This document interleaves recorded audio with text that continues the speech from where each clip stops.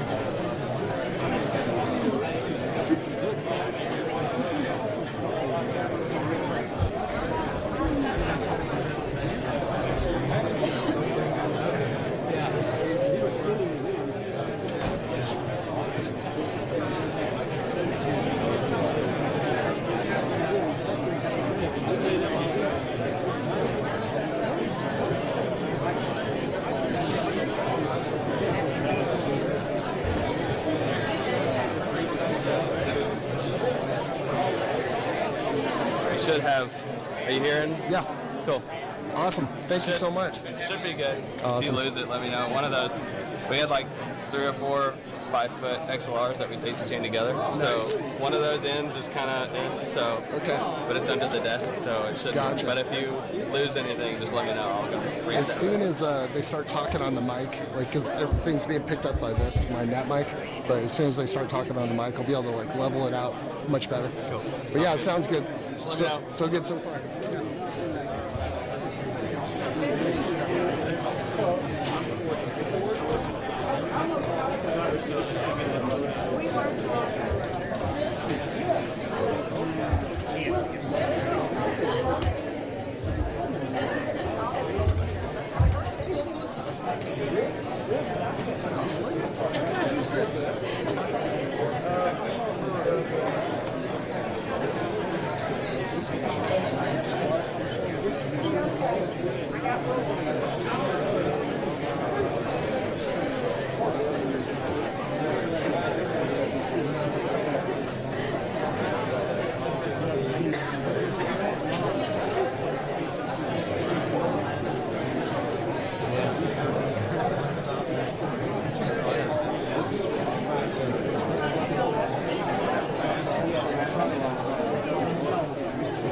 Yeah.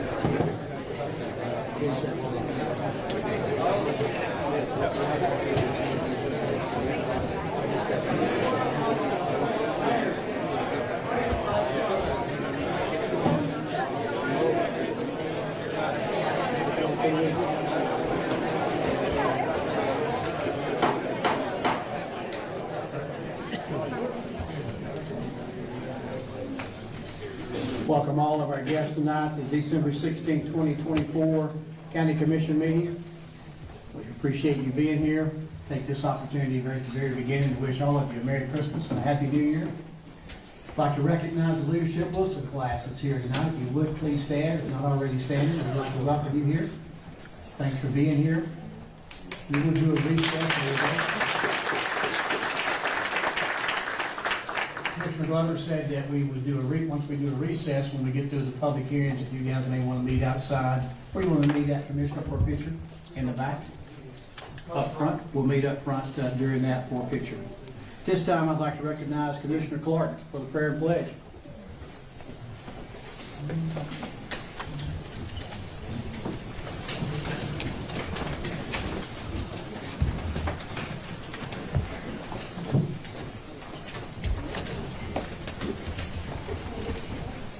Please rise.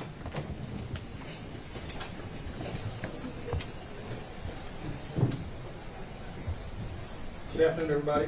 Before we get started, I just want to say a quick, we should keep the families of the active school violence this morning in Madison, Wisconsin. Let's keep those families in our prayers tonight. Another senseless act of violence on one of our school campuses. We should just keep them in our prayers.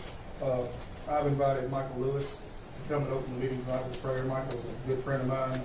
Our boys started playing football together about 15 years ago, and we've been pretty tight ever since then. And the families always have a chance to love on each other as much as possible. The kids are all still great friends, and Michael's a man of strong faith and a man of God. He's a deacon at Hope Baptist Church, and he'll tell you where that's at, and that he's going to lead us in the prayer this morning.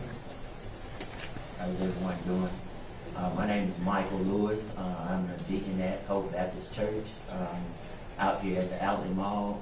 Us and Habitat are the only two that's out at the mall right now. Just a short deal about myself. I found God when I was probably around the age of about 10 years old. And, the things that I've had to endure and count on the Lord for in my life is beyond words right now. I still just get kind of choked up about thinking about what he's done for me. Like I said, I've had a heart transplant. I've had survived COVID on 2 months on a ventilator. So when I say the Lord can actually make changes in your life, just trust in him, and he can definitely do that as well. And so if we'll just bow our heads. I'm not going to keep up too much time. We got busy to take care of her. So Father God, we come to you in the name of Jesus, Lord, just thanking you for having the opportunity to be here today, Lord. We pray that everybody respect each other, Lord, through this meeting, and that business get done well, Lord. I pray that you would just be on each other's heart and just understand, Lord, that we're here to conduct business and not make enemies among ourselves, Lord. We still have to live in this city and also in this county together, Lord. So just help us out in this situation in Jesus' name. Father God, we just pray that each and every one of us have traveling mercies on our way back home to our respective places, Lord, and that you would continue to guide us through these holiday seasons, Lord. Just the act of violences that are going on in this world, Lord. We just pray that you would just heal us as a nation, Lord. Just guide us in your direction. And Father God, I just pray that you would just continue to just let us lean on you when we need help, Lord. Help us through this season where we have lost loved ones, Lord, and our families may not be the same because we have that rock. We don't have that rock anymore, Lord, to lean on that we normally would through these days. But Lord, we know that they're resting with you, and that one day we'll be the same, Lord. Lord, I just pray these and other blessings. In Jesus' name we pray. Amen. Amen.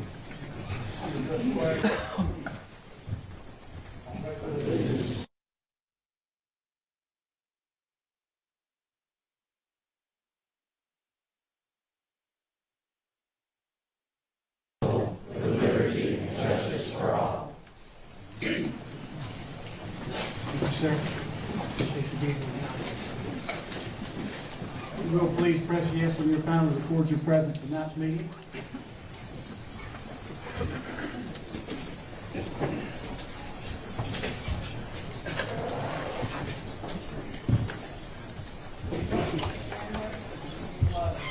25. 25 present, 0 absent. This time we have public comment period. This public comment period is based upon the fact that any, oh. Okay, she has one here.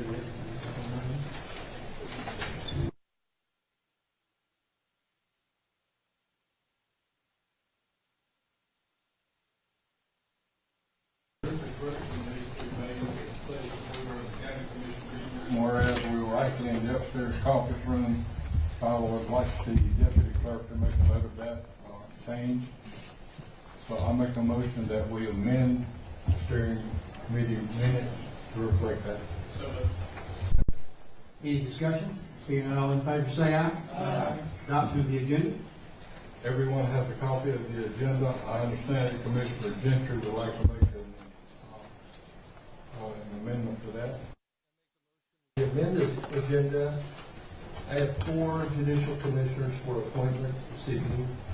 In addition, I'd like to move the elections and appointments above the public hearing in that motion as well. Second.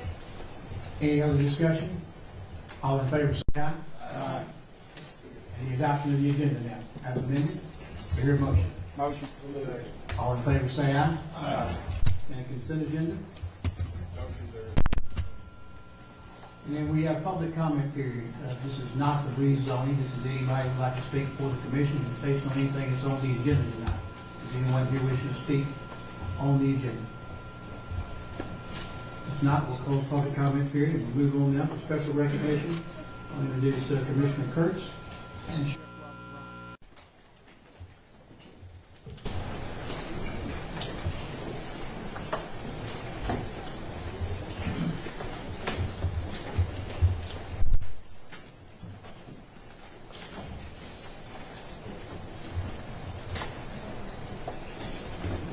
Good evening, everyone. So glad that you all packed the house for this honor.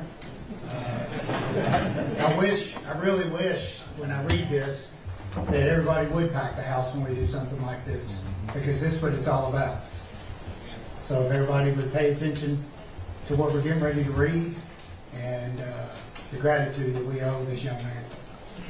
Resolution of the Board of County Commissioners of Wilson County, Tennessee, to award the Medal of Valor to Deputy Zachary Lee Bandy. Whereas on November 22nd, 2022, the Wilson County Sheriff's Office received information regarding a pursuit entering Wilson County from Smith County with the subject fleeing from a domestic assault involving a weapon, stating he was armed with a handgun and wanted to commit suicide by law enforcement.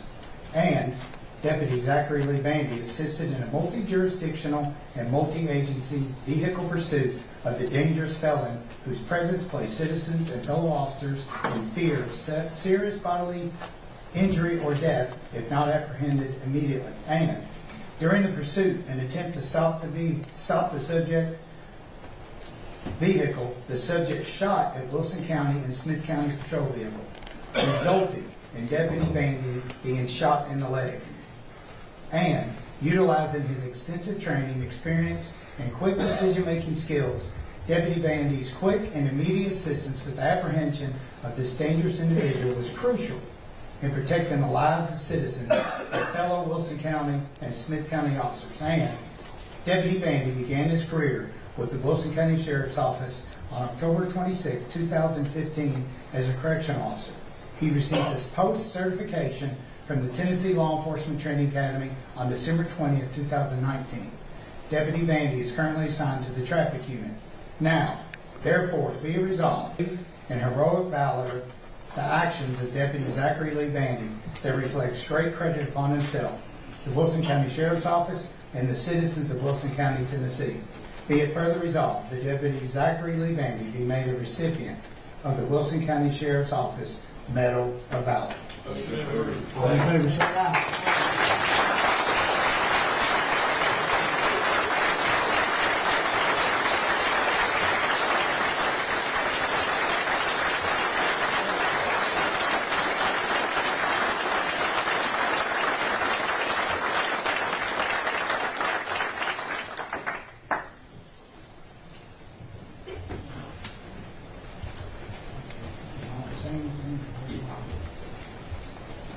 First off, I just want to say thank you.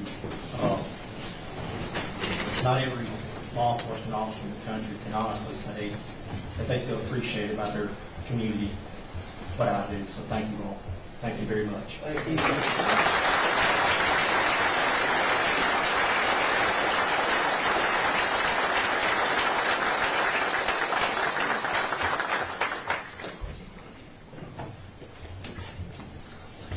Congratulations and thank you, Officer Kurtz and Sheriff Roberts.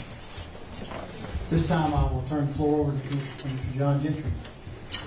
The Judicial Commissioner, we had a meeting tonight. We have 4 judicial commissioners that we need to reappoint. The first is Lakeisha Davis.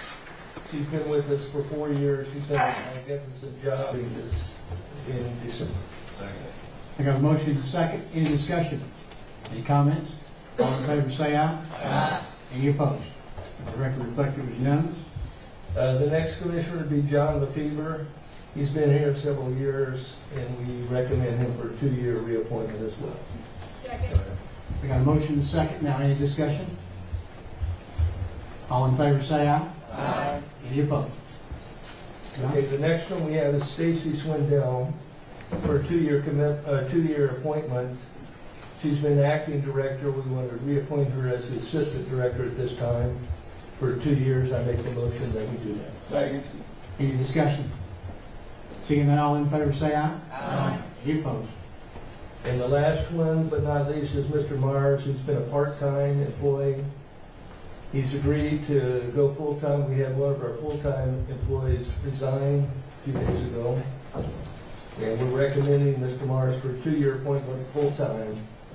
And I make that motion. Any discussion? Seeing none, all in favor say aye. Aye. Any opposed? Thank you, Mr. Gentry. Is that all?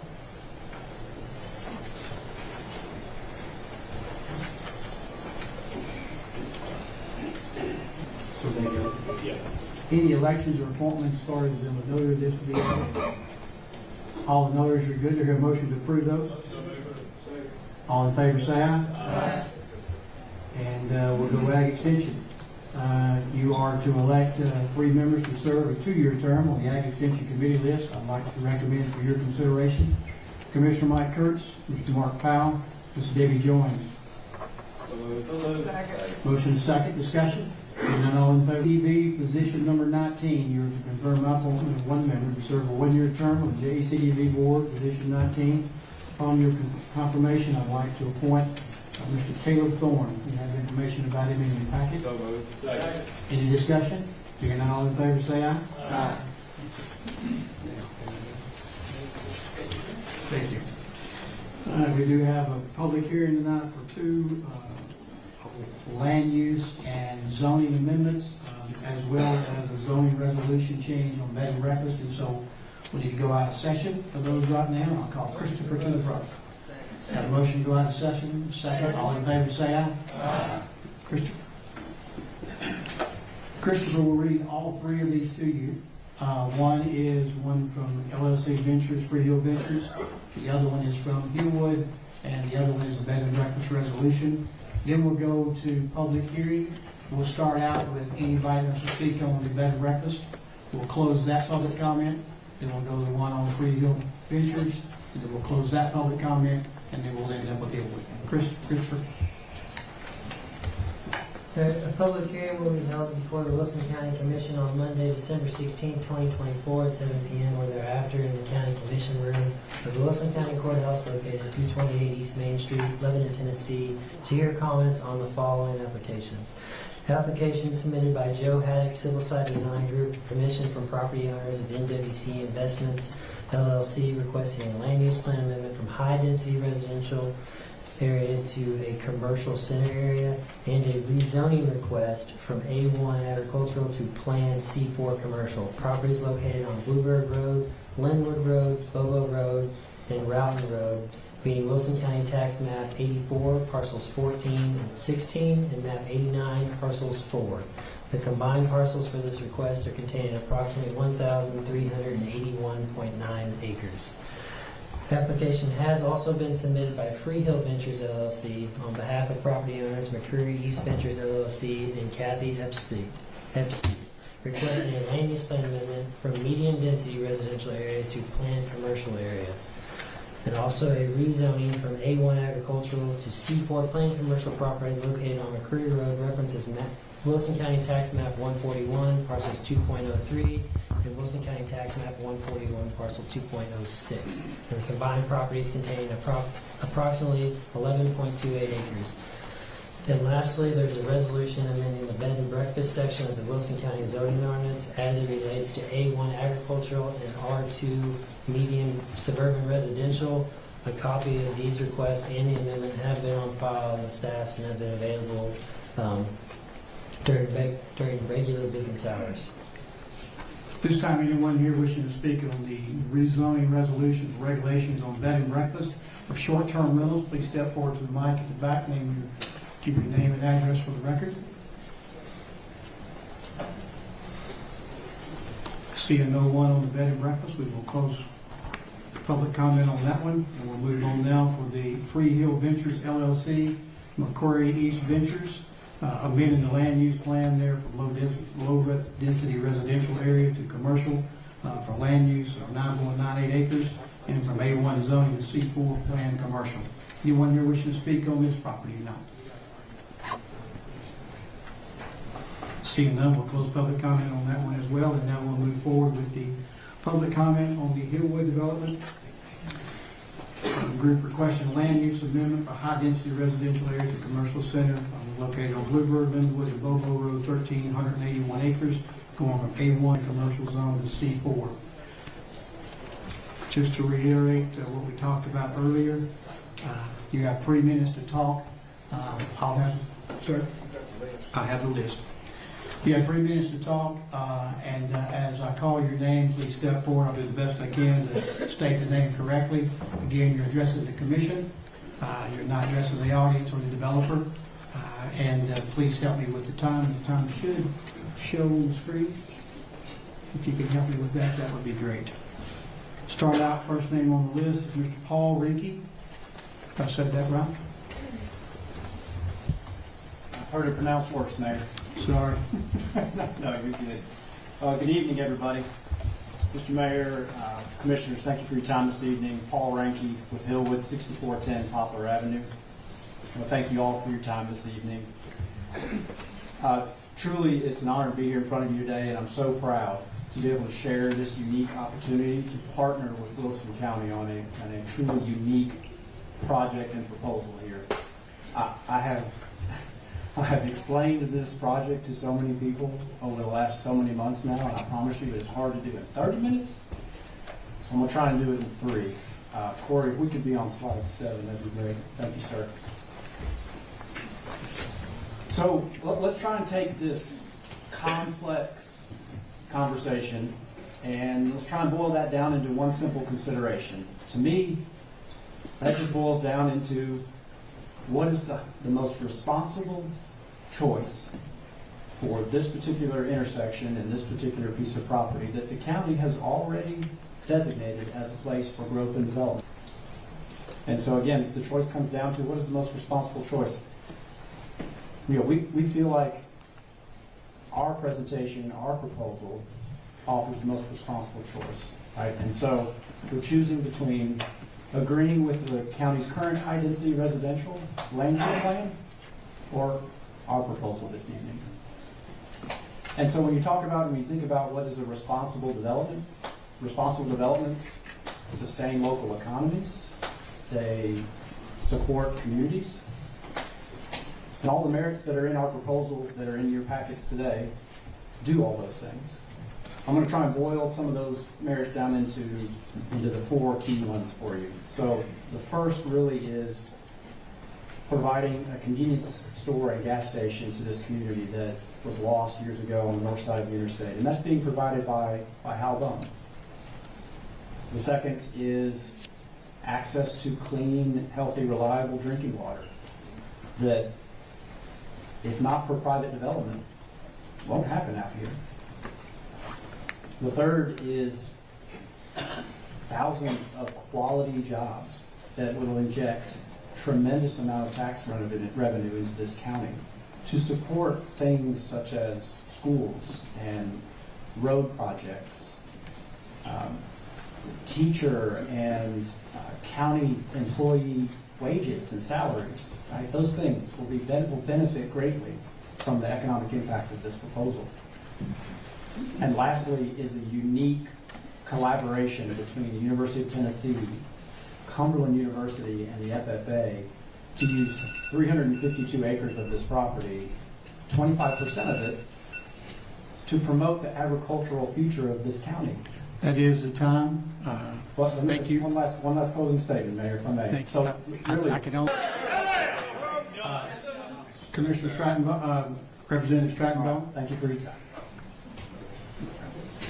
Stratton. I do not need the outburst. If you can keep that from happening, please. I will be precise on the time for every person that's here. If you let Representative Bone come forward, please.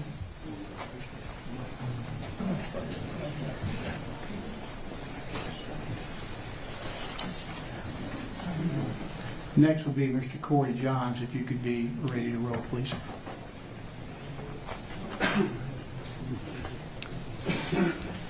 Representative Bone, your time has started. Thank you, Mr. Mayor. Yes, sir. Appreciate very much being here tonight to meet with the commissioners. It's been quite a long time since I was here, and things have changed quite a bit since I first came in this room. I see a lot of changes. When I came here the first time, there were 50. We met quarterly. And I might add that we were paid $5 a meeting. We got a grand total of $20 a year. And I don't think any of us were worth that much. We were a county board at that time. You were a county commissioner. We were magistrates and squires. Your commissioners.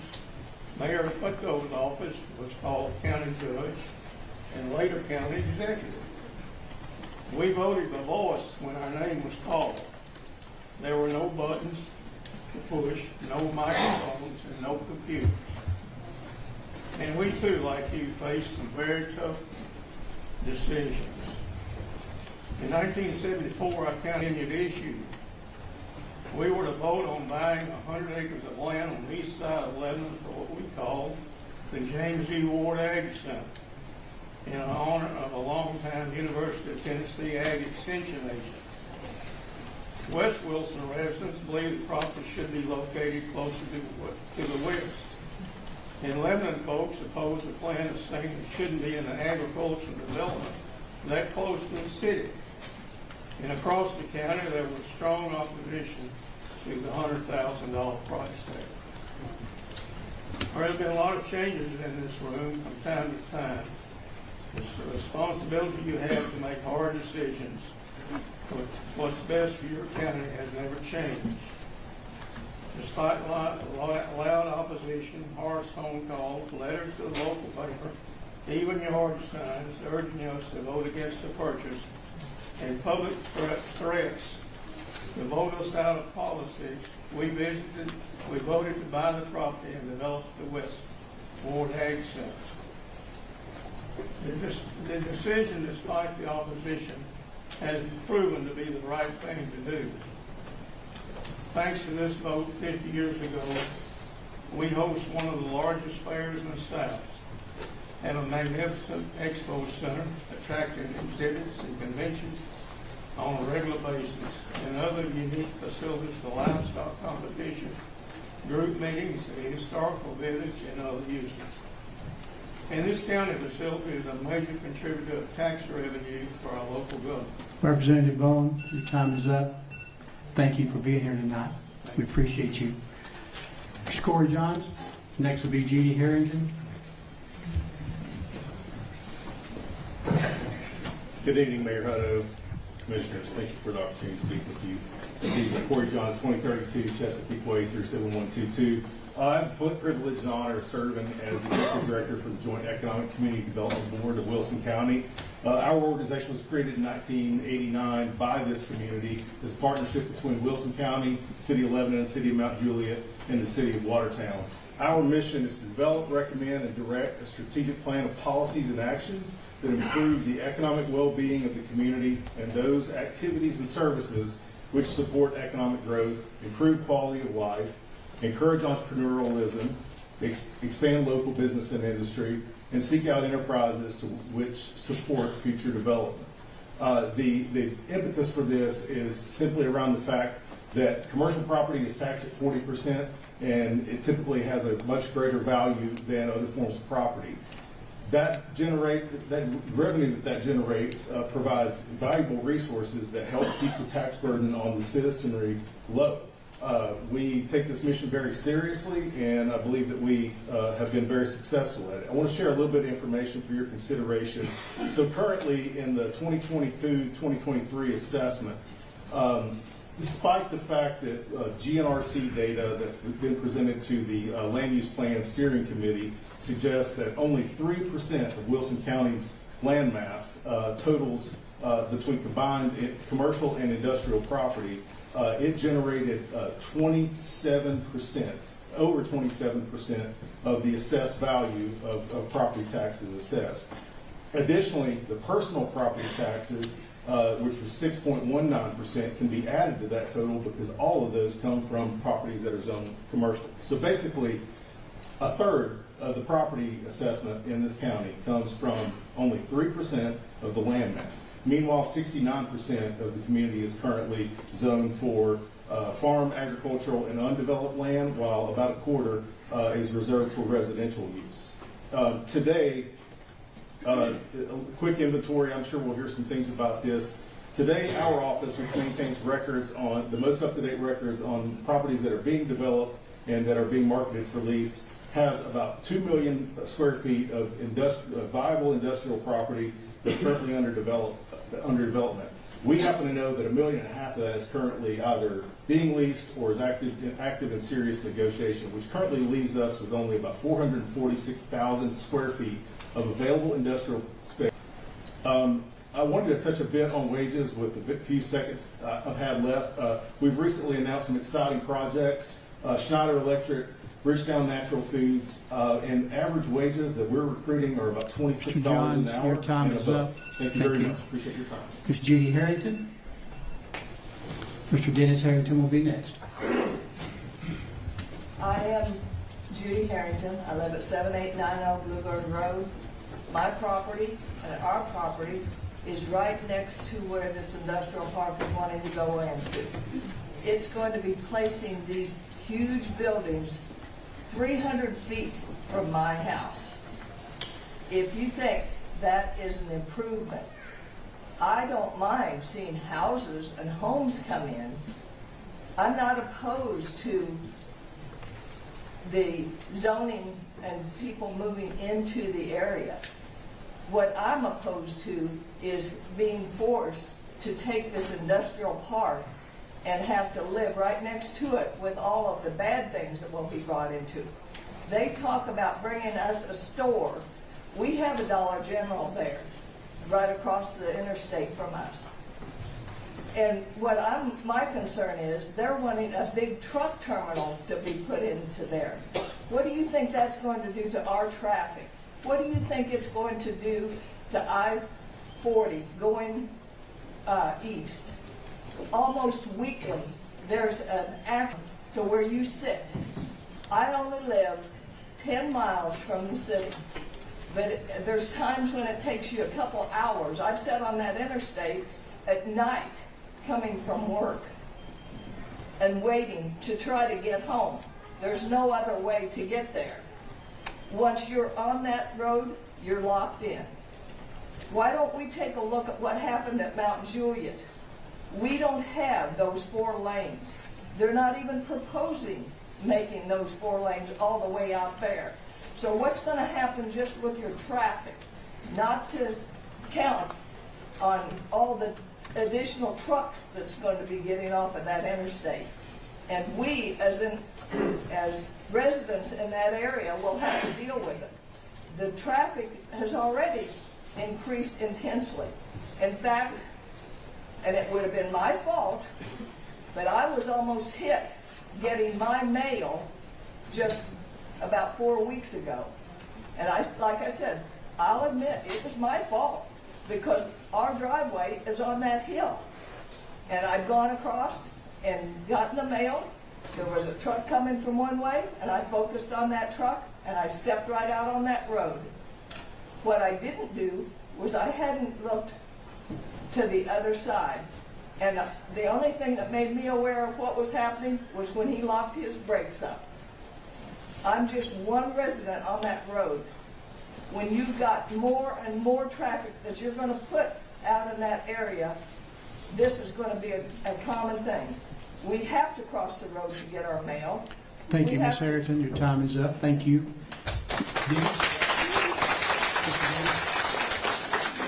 Dennis, no. Glenda, Miss Glenda Bowles. I said it right. Scott Holcomb will be next. Glenda Bowes, I live at 8172 Blue Lake Road. If you'd pull the mic down closer, please. Thank you. I'm scared to death.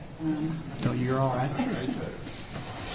My son is in the Marines, and I have some show and tell here. This is a message that was sent from our last meeting.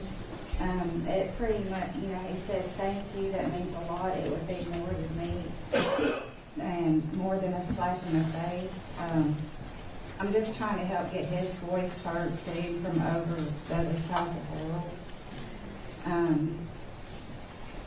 This is my property here. This is the Harringtons here. Even if we get city water run down that road, I'm still going to be out. I have a 1/4 mile of driveway, and that's going to take a lot of money to get water even to have that. My son, this is his home too. He is back here all the time, hunting, camping. He's in the Marines, he's sighting his guns. And, it's going to be too much. I'm sorry, I'm trying to go fast. You're okay. This is Google Maps image from the west side of Wilson County. If you can see, this is all chaos constantly. It's constant chaos over here. But you also see there's roads everywhere. There's outlets everywhere. This is the Google image from the east side of Wilson County. Do you notice the difference? There's where the highway's going to go. It's going to wind up being a compounding need, I think. We're going to need more roads. We're going to need more schools. We're going to need more taxes. This is just some Google posts. I didn't know how to show that, but this has already been an issue with the trucks on the back roads for years now. This is looking at my front door. Right over this tree line is going to be one of the warehouses. Right out front, there's a big lit up sign that says peace on earth. That's what we're trying to preserve. This is our peace. This is our sanctuary. All right, thank you. Thank you, Ms. Glenda. And Jack Lowry Jr. will be next. Scott Holcomb, 5425 Trousdale Ferry Pike. I live about a mile from where this entrance is going to be. I sit out on my porch and I watch traffic, cars, because that's what we do. You know what I'm saying? There's not a whole lot out there. What this comes down to is money. It's all about money. The developers, if they wouldn't be doing this if it wasn't about money. I took about 5 minutes and I looked around, and I don't want Wilson County to be known as the industrial capital of the world. And that's what it's coming down to. If you look around us, we got industrial parks everywhere. I mean, you can't swing a dead cat without hitting one. All right? We got about 4 million square feet of unoccupied industrial space right now. And this developer wants to come in and build another 10.5 million square feet in a place where nobody wants it. They can promise. I've read their proposal. I've read their solicitation. I've read the letter to Tennessee, to the FFA, and all that kind of stuff. If you read it, they're not saying that they agree with it. If it goes through, they'll have to deal with it, just like us. And I'll be honest with you, I don't want to deal with it. I've raised my 7 kids in that house. All right? And I want to keep living there. You can't, if you don't live out there, you don't understand the demographics and how things are laid out. You can't, tractor trailers, you just about have to get off the road if a tractor trailer comes down, and they come down both Trousdale and Blueberry. Every time there's a wreck on that interstate. I can sit on my front porch and I know exactly when a wreck's happening. Because everybody comes down our road. Now it's a free world, yeah, you can do that. But our road is not made for tractor trailers. And they can say whatever they want to, but it's going to happen. All right? Go look at Glazer. Go to Golden Bear. Okay, that's what we're going to get. We don't want that. We don't want it. And that's what everybody doesn't understand. They can promise they can give everybody a bunch of free stuff. Okay, because it's no skin off their teeth. But it is off ours. When they're long gone, we're still going to be there, dealing with it. And we're just getting kind of tired of it. All right? We've expressed our opinion. Everybody in here is going to express their opinion. Okay? If y'all vote for it, you vote for it. I understand progress. I do. I come from a place where very similar to this. And yeah, I'm an outsider. Okay? But at least when I moved in here, I raised my family. I didn't go up and start tearing everything up, doing everything, and trying to change our community. Okay? We don't have a red light out there. Okay? You come down there in the morning, you got a crossing guard. Where else do you get crossing guards? Okay? So what do you go do? You go put up red lights, you go 4-lane Trousdale? Mr. Holcomb, your time is up. Thank you. Mr. Jackson,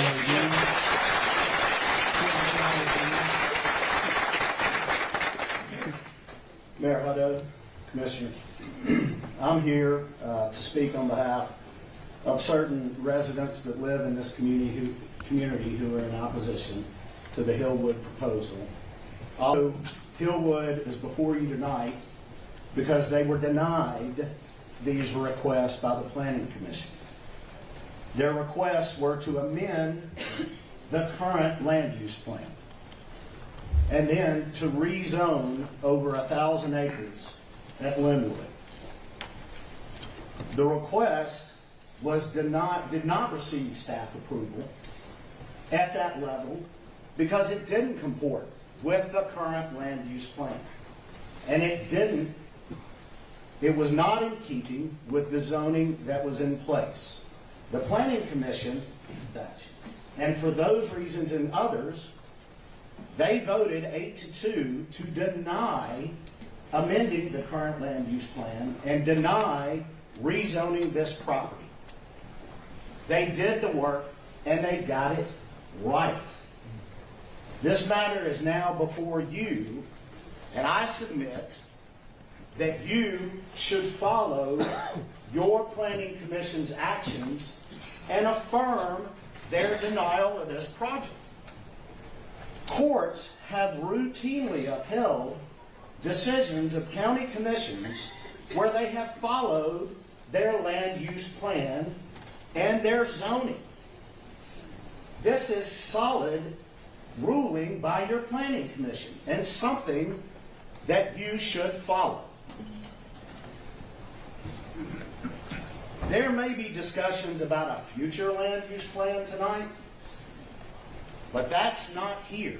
That hasn't been vetted by this legislative process and enacted. In short, this is not a complex consideration. It is not unique. It is spec warehousing development. They've asked you to approve over 10 potential uses. They don't even know fully what will go in here. Response doesn't rely on this. Water lines don't rely on this. Jobs need housing. This is not a complex issue. This is simply like Sesame Street. There was a skit, 4 blocks. 3 people were doing one thing, and one person was doing something different. The simple question is, which one of these doesn't belong here? Your time is up, Mr. Lowry. Thank you.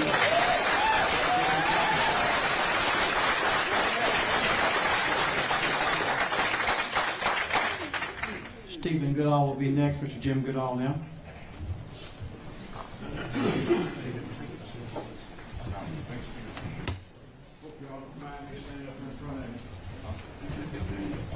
I'm Jim Goodall, Wilson County Clerk, and also a Tucker's Crossroads resident. We're talking tonight about the zoning, and it come up to my mind. I said, what if we didn't have any zoning in Wilson County? What would you do? Y'all got an answer to that? What would you do? Based on the taxes that If you ain't got any zoning, what would you do? Zoning laws come into the existence because it becomes the most effective way to protect the communities and the quality and the character of the life in the neighborhoods. Zoning's most general purpose is to separate residential property from commercial use. And we as the citizens of Wilson County rely on our government to uphold these zoning laws, to protect us and such stuff that this arrives. One Tennessee government website reads the following: the purpose of zoning, the primary goal of zoning laws is to separate incompatible land uses, such as mixing industrial warehouses alongside land zoned for residential homes and farmland. Separation helps traffic pollution. This sounds exactly what we're meeting about tonight. The zoning is in place to protect Crossroads.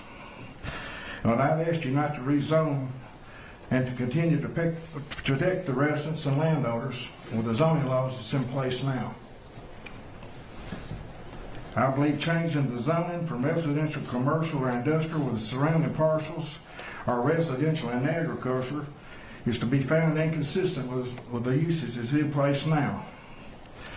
I believe a zone change is not appropriate because surrounding property owners will suffer economic harm from the rezoning. It is also unjust to change the land use classification totally different from the surrounding area for the benefit of one landowner to the detriment of the owners of the other people. Lastly, I will not have any public benefit to the residents of Tucker's Crossroads. They will not benefit anything. Seeing as it does not follow the Wilson County current land use plan, I ask you to honor the negative recommendations from the Wilson County Planning Commission on June 24 and vote not to rezone and to leave the current zoning in place to protect the landowners and the citizens of Tucker's Crossroads. Thank you.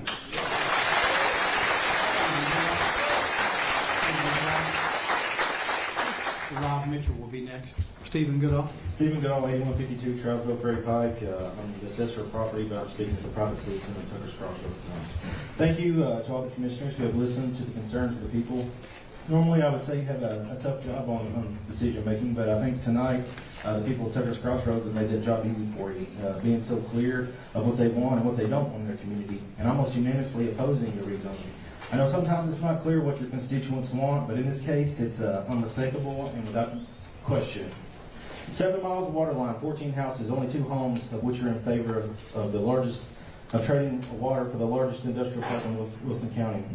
I pray there are no commissioners that would vote to destroy an entire community and instead side with an out-of-state developer in exchange for providing water for 2 homes, when clearly the majority of the community is against the rezoning.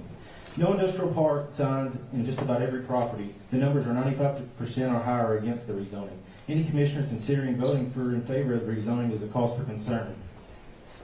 Wilson County government encourages citizens to be involved. You tell us we may write letters or emails to our county commissioners to share ideas and let our concerns known about the issues that are important to us. Helping commissioners know that what their constituents want and what to expect from Wilson County government. We have compiled signed petitions with overwhelming evidence from the community that the rezoning is unwanted. Based off the previous negative recommendation by the Wilson County Planning Commission, and with overwhelming evidence of opposition to the rezoning, why would any commissioner consider voting yes? There are none so blind as those who will not see. The phrase means that someone who actively avoids seeing the truth or reality of a situation that is easy, implying that willful ignorance is as detrimental as physical blindness. County commissioners are unique. They are elected officials who have a fiduciary duty to represent the population of your district's needs and wishes. In Tennessee, county commissioners represent the districts that they are elected to and not themselves. You are our representatives. I know some of you may feel like you're doing the right thing by using Hillwood to pick up the tab for the water bill instead of Wilson County taxpayers, but I can't agree to destroying the identity of the whole agricultural community for two houses that want water. I believe this is irresponsible. Instead, I ask you to honor the previous negative recommendation voted by the Wilson County Planning Commission and the fact that it's not in the current land use plan. And more importantly, I ask you to listen to the 95% of the people who have filled out petitions, emailed, called, protested, drove tractors and parades, and attended community events and county commission meetings and vote how they want their community to be shaped and not your personal political feelings. You are our elected representatives for them, and you are their voice for them. And I believe we are clearly demonstrating to you, our representatives, what we want and what we don't want. Please don't be so blind that you choose not to see. Thank you.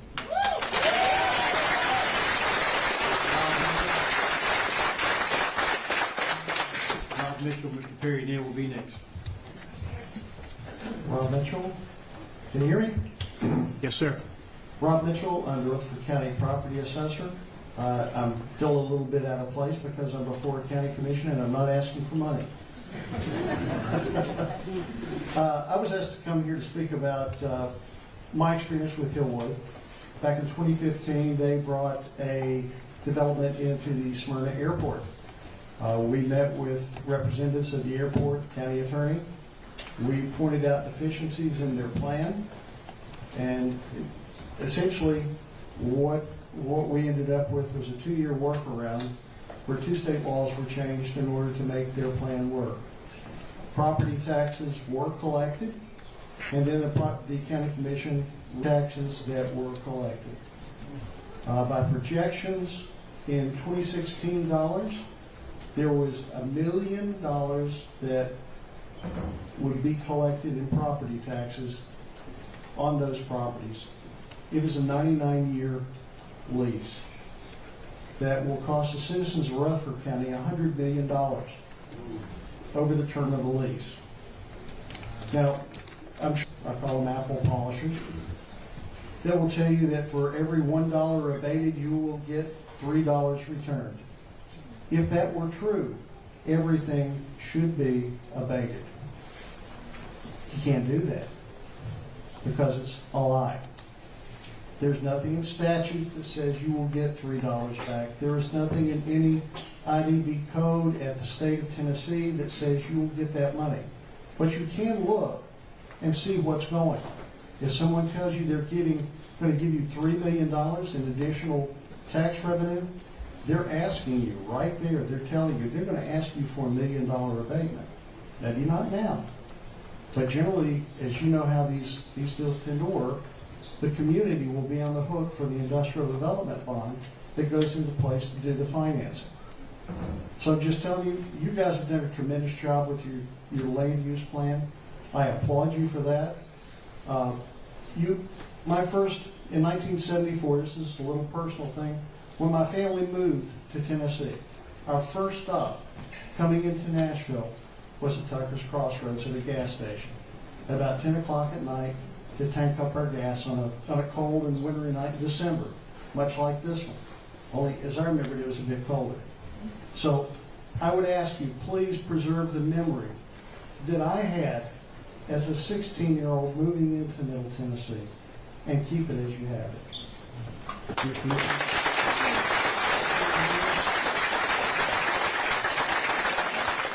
Perry Neal and Mr. Houston Neal will be next. Good evening. My name is Perry Neal, 1000 Murphy Lane, Lebanon, Tennessee. As a matter of full disclosure, for the record, I want to say that I've had the honor of serving on the Wilson County Board of Zoning Appeals for over 20 years. Tonight, I am not speaking in that regard. I'm speaking as an adjoining property owner and also a resident of this community. Also on the record, I want to say, myself and my family, we are the ones that have cattle on the property. We have rented the property and run cattle on it for 15 or 20 years. That's not necessarily the reason I'm here either. I'm here for the long-term future. If you have a chance, maybe turn to page 2 of your booklet, and I want to discuss that. I'm not going to try to do a lot of talking. I'm going to try to let my pictures do the talking. Page 2 is a picture that we got off of the developer's website. 2 things about this picture is, number 1, you can see my house and my farm in it, which is kind of unique and maybe a little special. I don't know. And I am across the interstate. The second thing is this Area D. And I want to turn, if you turn to page 3, Area D is the land that they're going to be giving to the University of Tennessee. And if you look at the picture, it looks like a really big, pretty green hay field. I don't know if everybody can see that in page 3, Area D. In the real world, that's all trees and woods and a big hillside. If you'll turn to the next page, I have Area D highlighted according to the way Hillwood is represented on their public. And right beside it is the way it looks with Google Earth. It's covered up with trees, hills, and woods. I've got a quick note here that I want to read, if I can find it right here. I want to quote, this is a letter that Dr. Deal from the University of Tennessee turned in to the Planning Commission. So it says, and I quote, specifically, this is Dr. Deal from the University of Tennessee, specifically the 285-acre tract would be best utilized for agricultural purposes.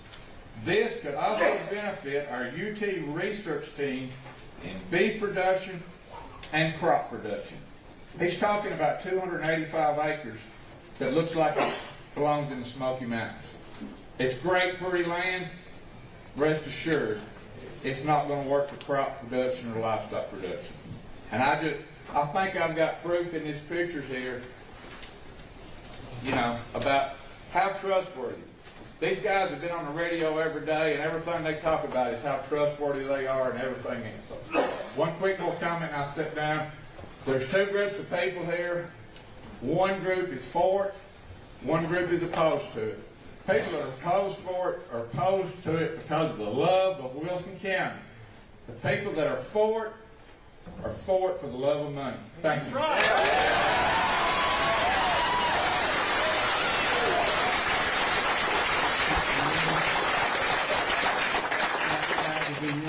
Jack Pratt will be next. Houston Neal.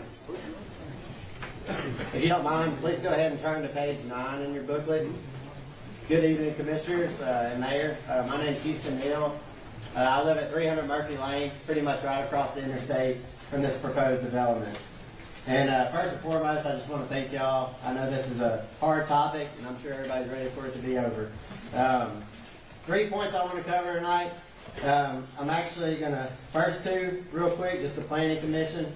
8.2, we need to make sure that holds a lot of plan. Again, it doesn't fit the intended growth or the vision of the community.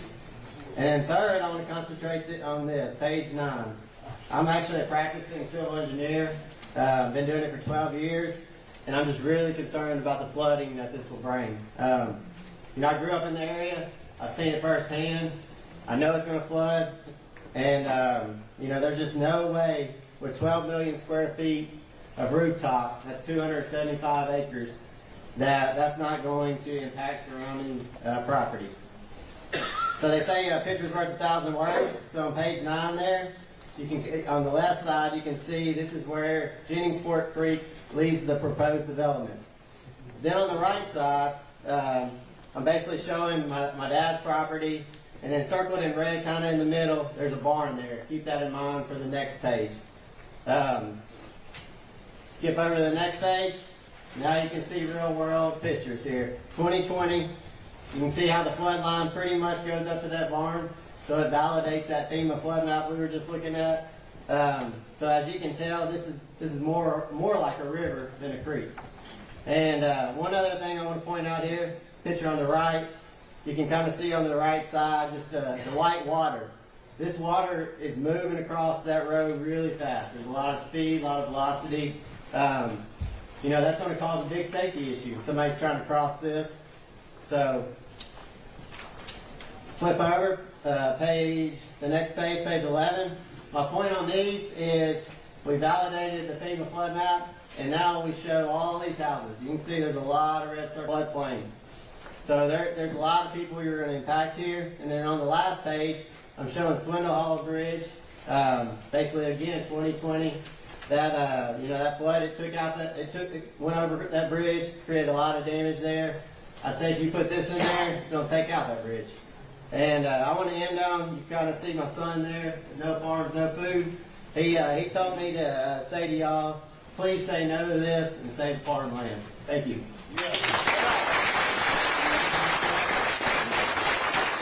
County Commission, I stand before you tonight to ask you not to vote for this zoning change. I'll do that for three main reasons. First, it is not in your current county land use plan. Second, as Mr. Goodall mentioned, in June, your appointed planning commission denied it mainly for that reason. And also, as Houston just talked about, there is an increased risk of dangerous flooding along Jennings Fork Creek. I also want to talk to you tonight a little bit about the character of our community. My family moved to Tucker's Crossroads in 1976. It was Jack Sr., Judy Pratt, and me. I was a little over a year old. They moved there and bought a farm. It was about 96 acres, sight unseen, and didn't know a soul. But soon, they become part of that community. And at that time, that farm had an address of 5,000. But we soon got to know folks, and we got to learn that our neighbors weren't just neighbors, they were more like family. Many of you have been to the orchard that we've planted there. We planted that when I was about 4 years old. And I was sitting there helping my parents dig those holes and plant those trees. That was hard work. Hill, Bubba, there comes three of your brothers right there. That's when Powell, Phil, and Perry Neal came with shovels on their shoulder. They dug in there and they helped us that day. And they always helped us. I learned that they were my brothers, that they had a different name. I later on learned I had more brothers and sisters. Different names, like Dowell, Scruggs, McDaniel, Poston. You know, that peach orchard today, Commissioners, has an address of 5,000 Travis of Ferry Pike. So I would say that Tucker's Crossroads community we have.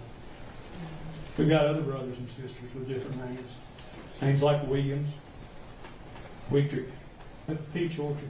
And I had a young couple come up, and they was buying their orchard, buying their produce, and they said, "Man, is this heaven?" And I said, "No, sir. It's Tucker's Crossroads."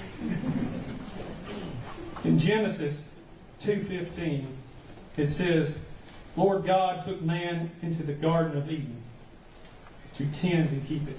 I ask that you allow us to continue to tend and keep the Garden of Eden we have.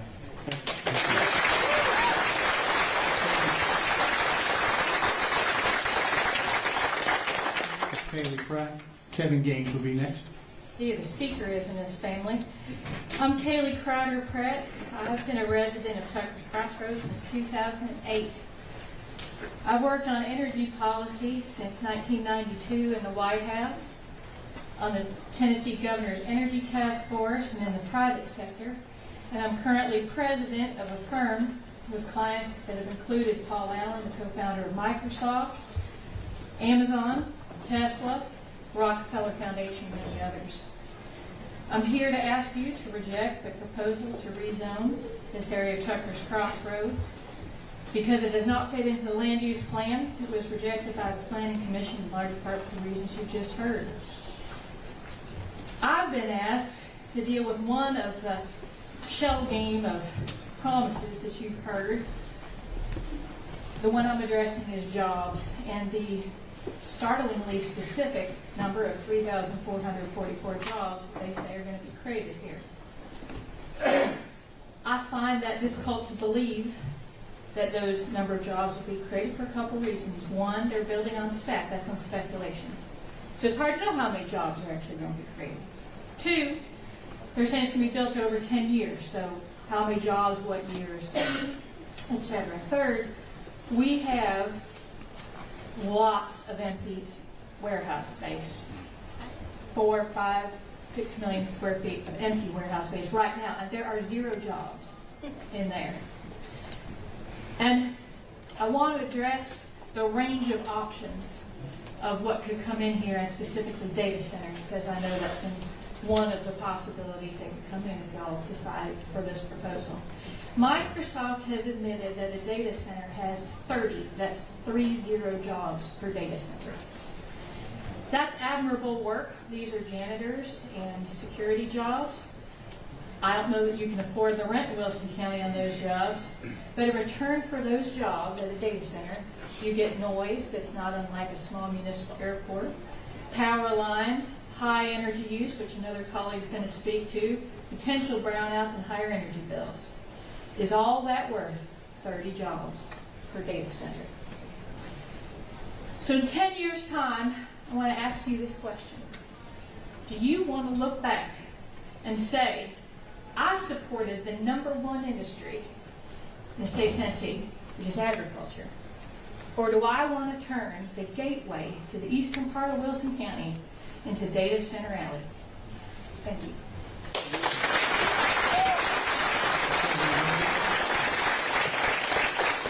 Kevin Gaines, and then Allie Poston will be next. Thank you, Commissioners, Mayor Hutta. My name's Kevin Gaines. I was raised in Mount Juliet, Tennessee. Back in the 70s and 80s, when it was a one red light town, and it wasn't even a red light. It was a flashing light. You might say, how in the world did you end up in Tucker's Crossroads? Love. I'm married to Tucker's Crossroads girl named Lisa Grandstaff, and her family had a farm there in Tucker's. When we married, we moved out on Bobo Lane, which is right in the heart of this, or right along the edge of this development, proposed development. We still own part of that family farm. It's been in their family since the 1800s. We still farm it. Soybeans, corn, hay. We're proud of it. My son's here tonight. My grandsons spend most weekends out there with me. I'm a realtor by trade, and I'm not a great speaker. But I pulled my numbers by going and driving through the various industrial parks in this county. I didn't sit all of them. And then I went back and used software that's available to me as a realtor, and I pulled more data off sites like Crexit and LoopNet. And the numbers that I came up with were over 9 million available square feet that's being marketed. In addition to that, we've got 1,000 acres that's been rezoned industrial in this county just since 2020. 1,000 acres. Years ago, our county planners said that this area was to be zoned and kept as agricultural. In June of this year, our county planners again voted it down 8-2, potential rezoning. This area has a strong, proud heritage of agriculture. It's not broke and it don't need fixing. Thank you.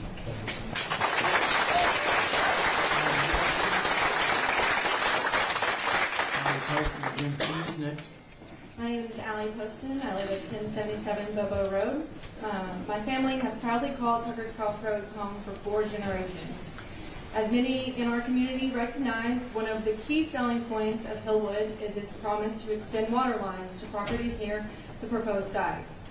Currently, there are 14 houses in that area that lack water access, and among the property owners, only 2 have shown interest in connecting to Hillwood's water supply. For a detailed look, you can look in on page 13 to see the locations of those properties and the ones that oppose it, and the proposed route for the water line. My family has lived here for 4 generations without city water, and we have been perfectly content, perfectly fine, perfectly healthy. We know there are alternative ways for surrounding properties to access water and various opportunities for obtaining it in the future. We are willing to do the work with our county and our community to one day get that water. Allowing an out-of-town developer who does not prioritize our community's best interests is simply not the right solution to this issue, and we will not be swayed by promises of water lines. I envision raising a family of my own on our farm, and I refuse to accept a future filled with constant light and noise pollution, surrounded by warehouses and unsafety. While I understand that the area around us may not always remain farmland, we deserve better options than this development. Many may believe this is the ideal choice, but until you have faced this issue firsthand, it's clear that all of us would choose to welcome new homes and neighborhoods over this proposal. We stand firm in our commitment to protecting our community and our way of life. So I urge you all to listen to these community members and the previous negative recommendation to vote against rezoning. Thank you.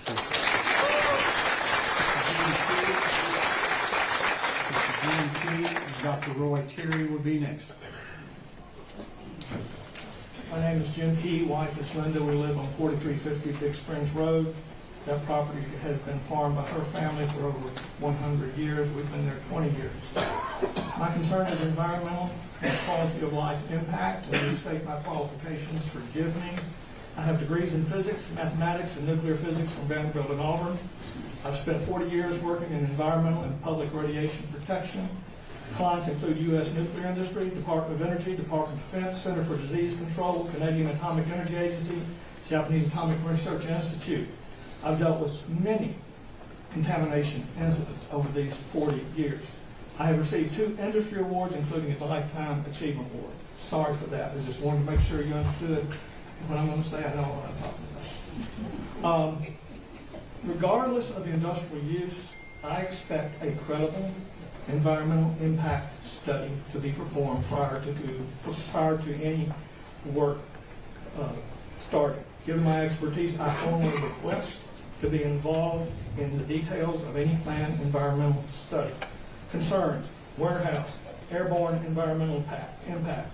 Estimated 100 trucks per day, 3,000 trucks per year. We've already had 2 air quality alerts in Wilson County this year. It's not going to get better, folks. Impact of diesel exhaust. It's 100 times more toxic than gasoline exhaust. It has results in public health risk as well as decreased in agricultural yields. This is documented. Particulate fallout is a problem. If you want to know about that, ask me. Water impact will impact both surface and groundwater. Rainwater runoff will transport contaminants to the soil, surface, and groundwater. Capture basins that everybody talks about are insufficient to protect surface and groundwater. Ask me. Data farm requires huge electrical power. Likely farmland will be seized by eminent domain to facilitate power transmission. Suggestion was made to restart Hartsville nuclear plant. I have no objections to that. Insufficient flow on the Cumberland River to ensure that that plant stays safe. Let's see. Huge backup diesel generators are required for data centers. These are very, very polluting. They're worse than trucks. Ask me. Data centers have staggering cooling requirements for groundwater. If it's cooled that way, you're looking at public safety concerns. Fire in a warehouse or data center will result in releases of toxic smoke, soil, and surface water contamination. Ask me. It will be necessary to address potential evacuation of the local area due to toxic smoke. Consider Tucker's Crossroads Elementary School. Quality of life impact. Thank you, Mr. Key. Thank you for that. Okay. Dr. Terry is next. Thank you. Thank you.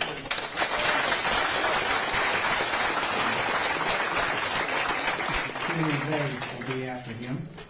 Dr. Terry. Terry, 2755 Old Run Pike. I live in the community just north of Tucker's Crossroads, this area of development.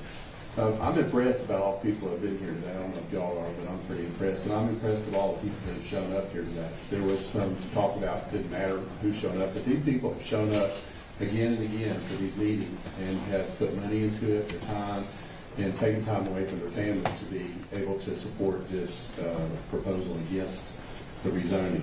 And I think that's important for y'all to consider as representatives of people of this community. The one thing I talked about at the last meeting was the development costs, and they made a lot of projections about how much money this would bring, and I think that's great, but there's nothing that's ever been said about how much it's going to cost to develop the roads or the schools or the water lines. And I've also talked to some people on the water system, and y'all may know better than I, but there was some concern that the water system has some issues with providing adequate flow to our side of the county anyway. And that may be something y'all can look into in the future. I think that, the developers that came and said at the first meeting that they would come and leave if the community was not interested, but they're still here. And they're still pushing to try to develop this community. In medicine, we have to make good decisions. And we have to use the evidence that we have to make those good decisions and do what we need to do for people. And I think as commissioners, y'all have gotten plenty of evidence and plenty of information to go and vote against this. There's a lot of anxiety in the community about this. It's Christmas time. I think y'all need to give the community a gift and relieve a lot of this anxiety, relieve a lot And Kyle Neal will be next. Wow. All right. First, I want to thank the commissioners, and I want to thank you for your time, your due diligence. You've got a tall order on your plate tonight, and I commend you, and it's a tough decision, I'm sure. I am Kerry Bay, 211 Hartman Drive, owner of 2 manufacturing plants here in Lebanon, co-owner of an FBO, Direct Flight Solutions, with my beautiful wife, Heather, out at the Lebanon airport. I myself personally, along with a lot of business owners, are not in favor of this and do not approve this. I could go on and on about the reasons. Because Kerry Bay doesn't want it, doesn't mean that that's a reason. Just because your pastor may want it, that's not a reason. Just because your hairdresser may want it or whatever it is, it's not a reason to approve or disapprove. Do I think there will be salary impacts from this? Absolutely. And as a business owner, I see that the trickle down and the bleeding into job placement could be really tough for us as business owners and people of this community that have been here. Is that a reason? That's debatable. This is not debatable. And I want to ask every one of the commissioners this question. Before you vote, you've heard it, Mr. Lowry said it, I think Kevin Gaines said it or whatever. Before you vote, do the rules and regs and land use support a yes? I think we know the answer to that. But ask yourself that before you vote. How many people does Hillwood say they're going to move into this community? How many houses are they going to build here? Can you in good conscience vote yes without blinders and without looking the other way? But I want to touch the people that are on the fence.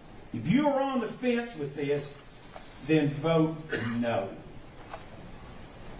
You have to be 100% supportive of this in order to vote yes. If you're not 100% on board with this, then you should vote no. If you've got that 1 little percent in there, you should vote no. If your mind is made up, I congratulate you, and I applaud you, and I will respect you.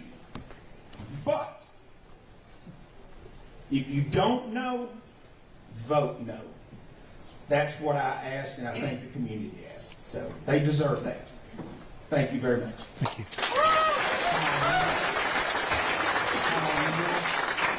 Senator will be next. Kyle Neal.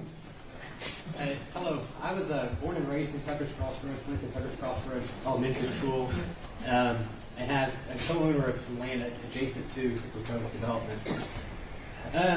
I'm also, currently I work out of state in New Mexico, and I flew in just to be here tonight. I am a civil engineer by training. I have a PhD from Vanderbilt University in civil engineering. I want to second the concern that was raised about flooding. I think the James Fork Creek does have a history of flooding. I think this will increase that flooding issue. The second civil engineering concern is regarding the roadways. Obviously, if we can get the trucks on the interstate, that's the ideal scenario, but we know those interstates get backed up, there's accidents, and then the vehicles get on the county roads, and the county roads are not equipped to handle those loads.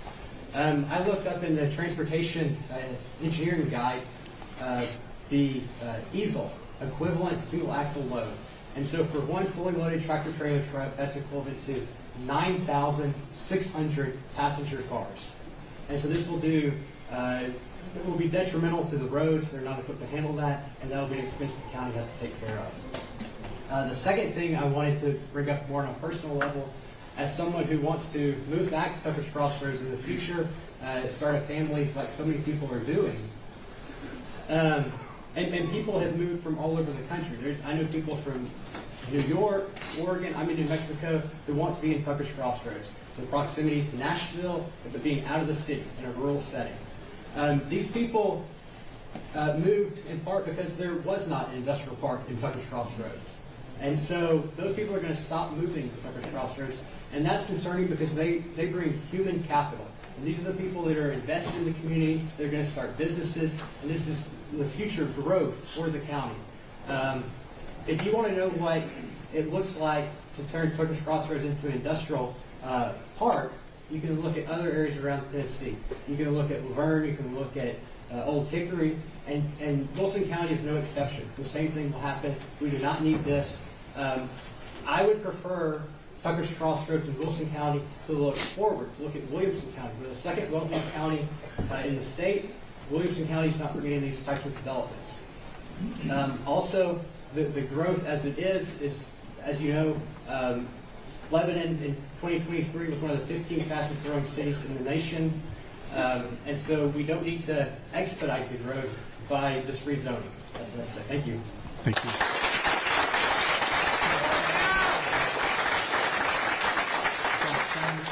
And Phil Neal will be next. Good evening, Mark Sandoval, 4778 Trousdale Ferry Pike. First, as it regards Hillwood, the evidence hasn't been done.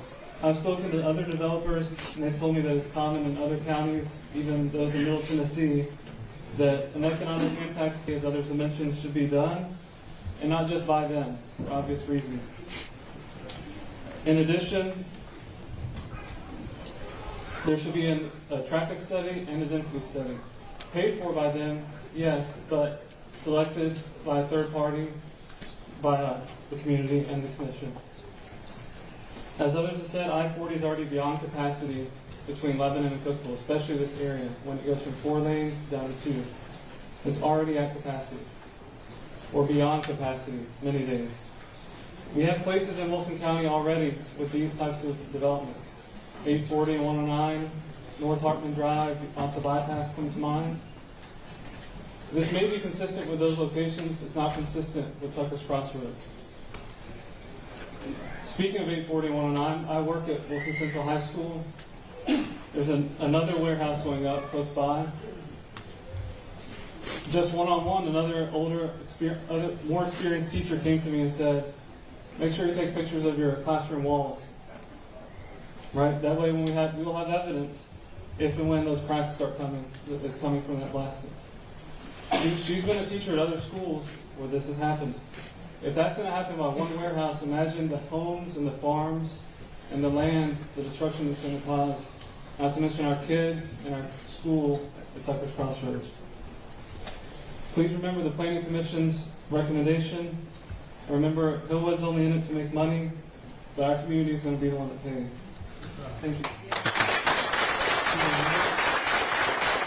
Tucker's Crossroads, thank y'all for the job you're doing.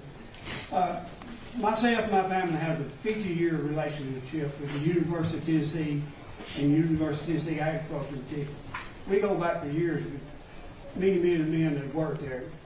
And to hear them, according to Hillwood, UT is now against farmers in supporting out-of-state industrial parks, according to them. Y'all look here, according to them, Hillwood is now supporting rezoning agricultural land to industrial land. According to Hillwood, that's what UT is supporting and wanting. But I look around, I don't see them. I've been from UT there. Charlie Deal and Mayor Close, Keith Harrison, Lucas Holman, they're not here on their back because they're on our side. I guarantee you, any farm agency, especially UT Agriculture, they're on the side of the farmers. They're not on their side. It's smoke and mirrors that all they blow at you. I'm going to read here a text from Charlie Dean, sent on Thanksgiving Day.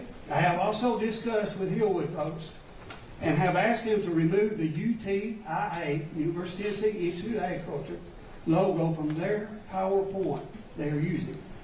That way, no one will misconstrue the logo being an endorsement of the project.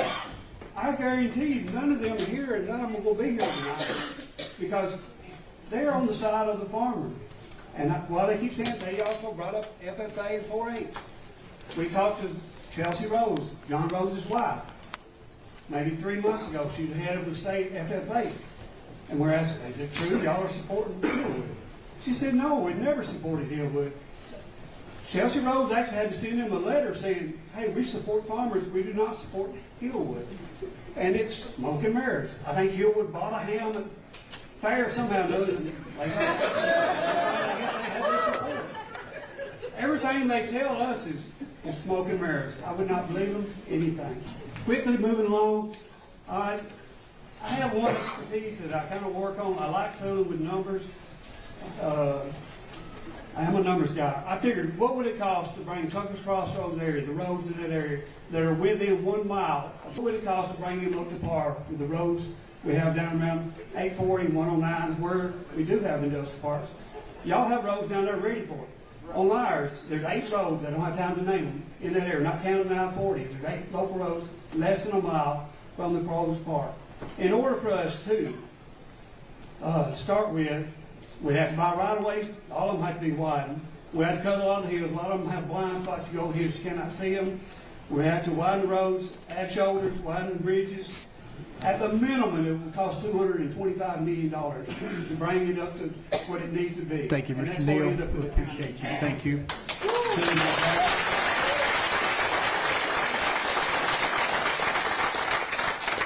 Brianne Owens will be next. My name's Billy McDaniel. I live on Bluebird Road. On this booklet here, page 7, is in front of my farm, and over here on page 8. Wilson County has changed. Bluebird Road has not. It's 12 to 15 foot wide. The trucks, from mirror to mirror, is 9 foot. They have to get way over past each other. There's 2 blind hills and 1 blind curve between the Linwood and town that trucks can see each other. And that's all I've got to say. Thank you. Thank you. Nancy Grandstaff will be next. I'm Roxanne Owens. I live at 1000 Sorry. Murphy Lane. And I moved in here to live in a country setting. I do have to work outside of the city. I have to travel to Nashville to work. I'm a nurse. And just last week, there was a wreck rerouted me down Bluebird. If I had met an oncoming truck or any other cars, the road is just not safe. It's not conducive to have a lot of traffic rerouted off the interstate going up and down there. And that's all I have to say. Thank you. Elaine Davenport is next. All right, friends, commissioners, Mayor Hutto, and countrymen, lend me your ears. I'm Nancy Grandstaff, and I have something to tell y'all. I'm the youngest of 5 children, and I live off Linwood Road. I don't have city water, though. I have lived here all my life, 66 years now.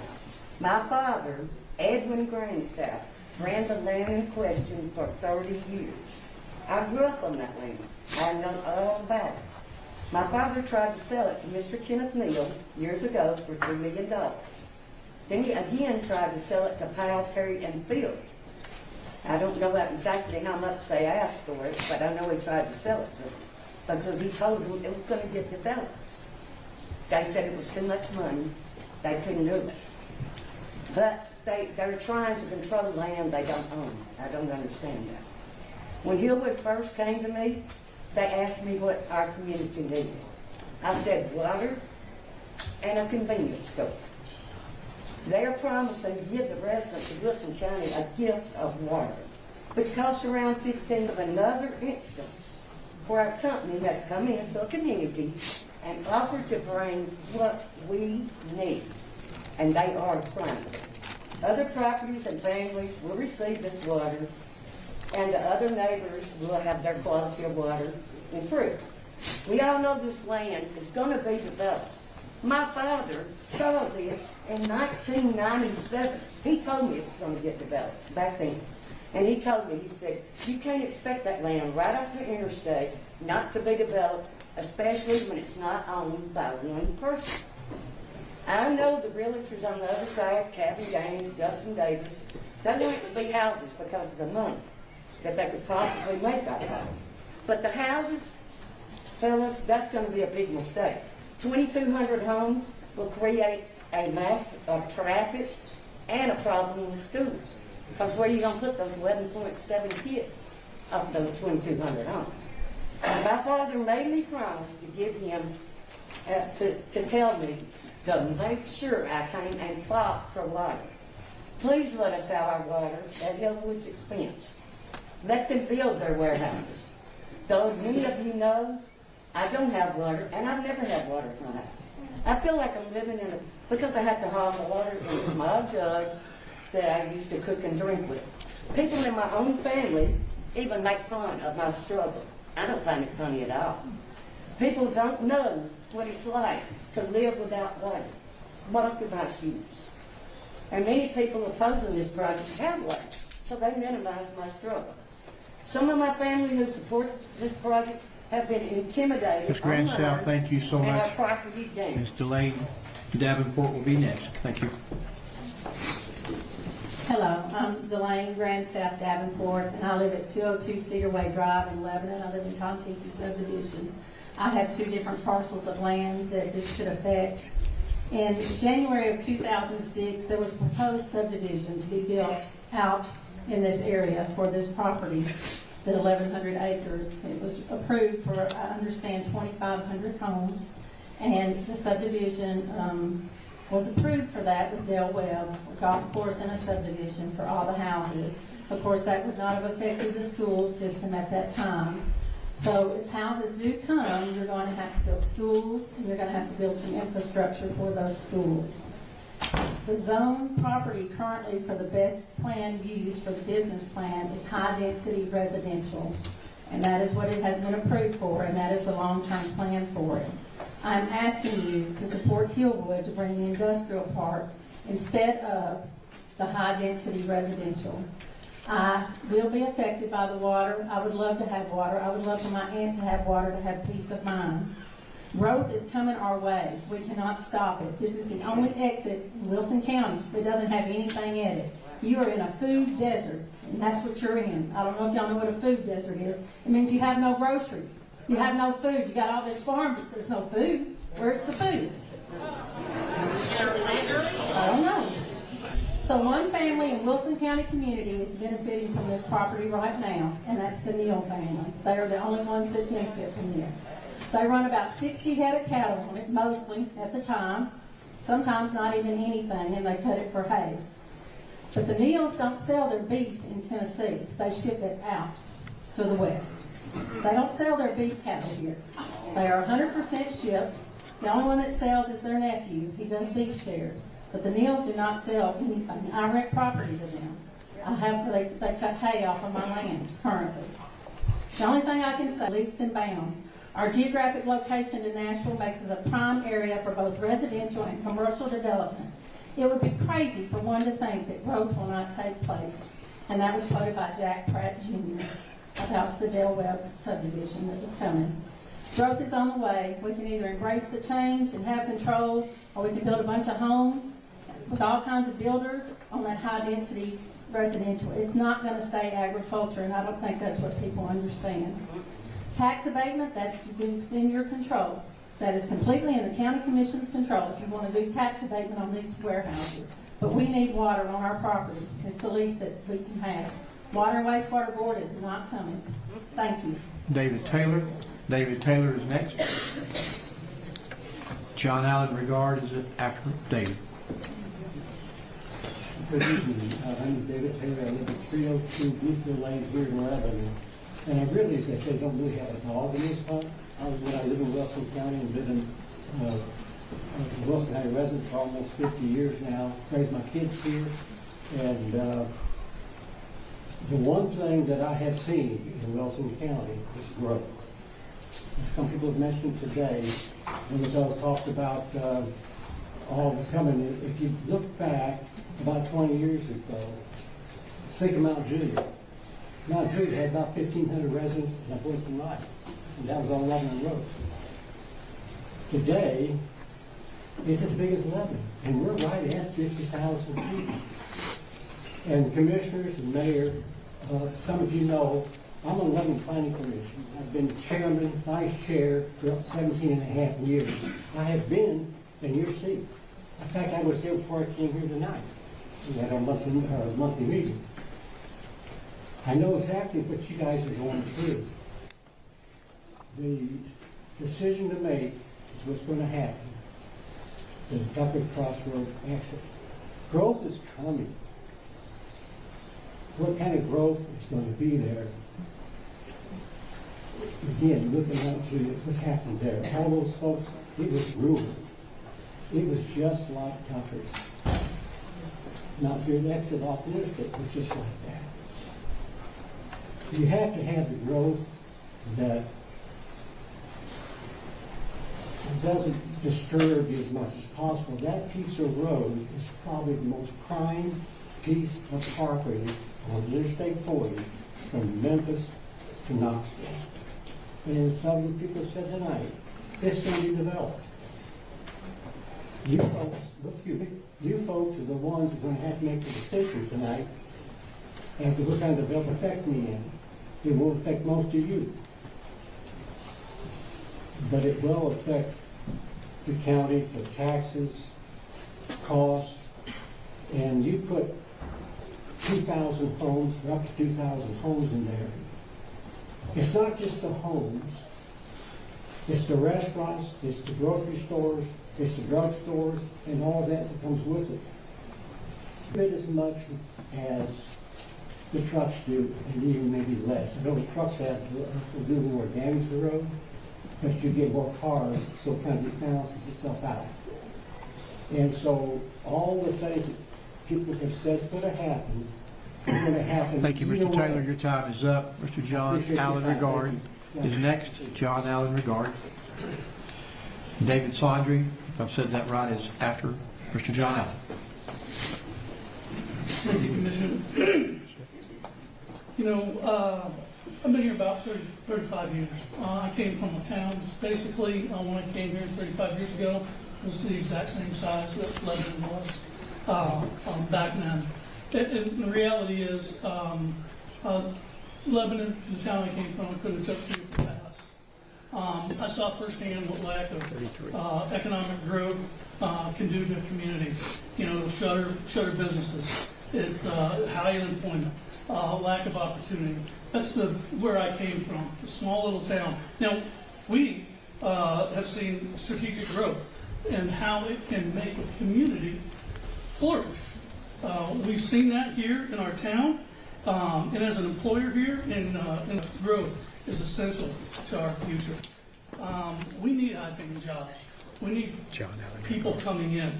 I've got 4 children, all finishing up college right now, that I need them to be able to come back to our county, be proud of where I believe Wilson County, I truly do. Economic development is so important and ideal and critical to what we do. I understand the ripple effects that 3,000 jobs can have over a period of time. I understand. It may not be day one, but it'll be over a period of time. Plus, like someone else talked about the trickle down, another 3,000 jobs that would be out there. You know, tonight really is a packed house. I love healthy debate. I really do. Tonight is a packed house, but I really ask the commission to just not consider the impact of any one individual here. It's just a small handful of people. There's 10,000s of people out there in this county that are dependent on what you guys decide on tonight. And I ask you to think of the impact of those citizens and those people in our community and how it's going to provide growth and economic stability to us here in Wilson County. Thank you so much. David Sondry is next, and then John.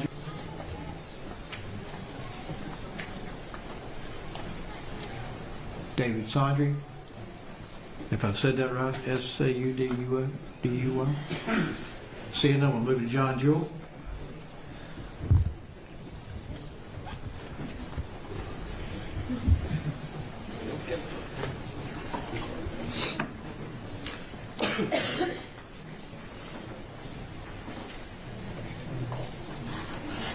Mayor and Commission, I'm from Watertown, John Jewell, Box 96, Watertown, Tennessee. And my wife and I say everybody I'm dirt in Wilson County.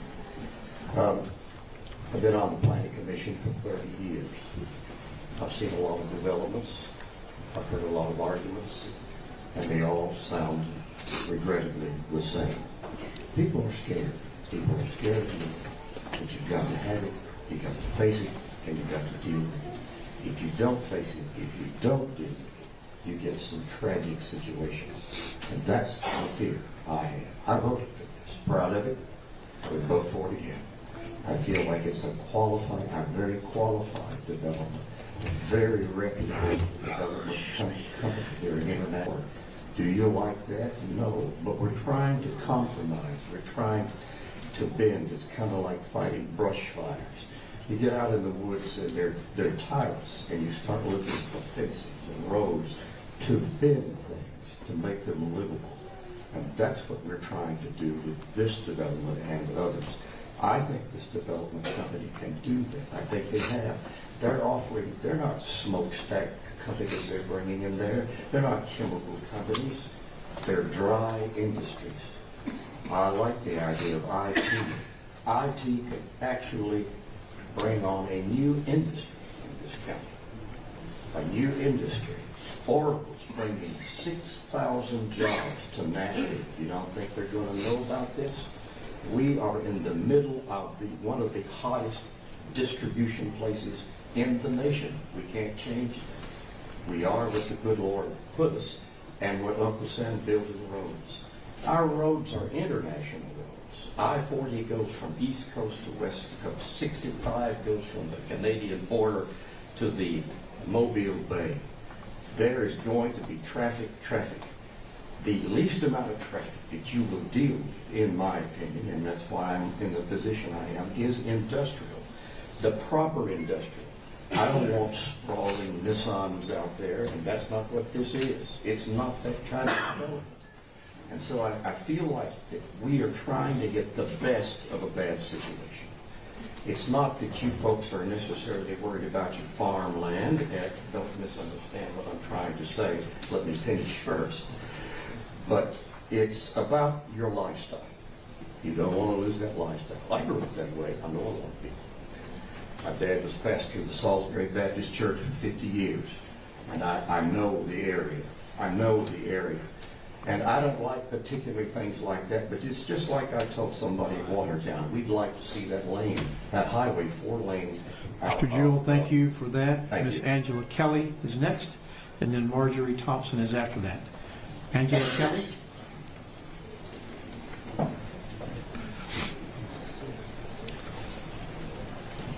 Hello, I'm Angela Kelly. I live on 9110 Crosdale Ferry Pike. Some of you might recognize my name. I've sent you just a couple of emails over the past few months. But I'm going to read a little bit from my last email. My main points in my emails was losing our pride as being Wilson County's agriculture fair. We don't want to lose that pride. We're very proud of it. Keeping our heritage and seeing animals and land, not metal buildings. The grade school traffic risks. I-40 accidents. Wildlife being affected. Infrastructure can't handle the traffic. No water to our residents. Once it starts, we can't stop it. And we don't need more jobs. The county is doing fantastic. But most importantly, I moved here for a reason. When me and my husband moved here, we looked in Davidson County. We looked in Mount Juliet. We looked all over. We had a vision of why we wanted to move here. And we found it here in Wilson County at Tucker Crossroads. There are many of my neighbors that have Century Farms here. There's the Pratts, there's the Neals, there's lots of Neals, and by the way, we get our beef from them, and it's very good. I highly recommend it. We met the Dowells, Millers. I mean, they're not just our neighbors anymore. They're our family. And they chose to stay here and raise their families. But we did also. We chose this county specifically for the Tucker Crossroad area. And I'm going to look at every single one of you and ask you to vote for what your people are asking for. I have been told you can't beat big corporate. It's all about the money. That's what it's about. Why are you even trying? So I'm asking each and every one of you, prove them wrong. Prove that you're standing up for the people. for the Tucker's Crossroads community family. Thank you.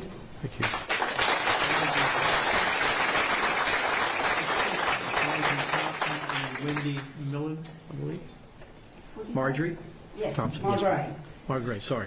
I'm Margaret Neal Thompson. I live at 2102 Winter Street, Murfreesboro, Tennessee. Mr. Mayor and Commissioners, good evening. My name is Margaret Neal Thompson, and I grew up in Tucker's Crossroads on a family farm located on Trousdale Pike and Bluebird Road. My family still resides on this property. My father is Willie Gray Neal, who was the first civil engineer who was employed by the city of Lebanon to supervise the water treatment plant and sanitation. My grandfather is Palace Neal, who is a longtime farmer at Tucker's Crossroads. And my great-grandfather, William Haskell Neal, who developed the first hybrid corn that grew 2 ears per stalk instead of one. He doubled corn production around the world. Now, his expertise in agriculture has been acknowledged here in Wilson County and at the University of Tennessee, and he is in the Agricultural Hall of Fame. I mention this to show that my family has been tied to agriculture in this county for well over 150 years. I am proud of my heritage.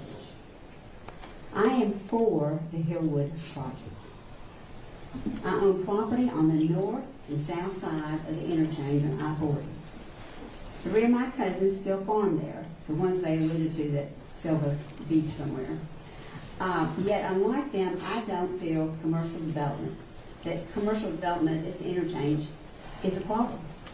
Some people argue that trucking will change this interchange, but we've had trucks on and off this interchange for greater than 50 years. I grew up watching them, getting off the interstate, the BP station, gassing their truck up, sometimes spending the night on the back of the BP station.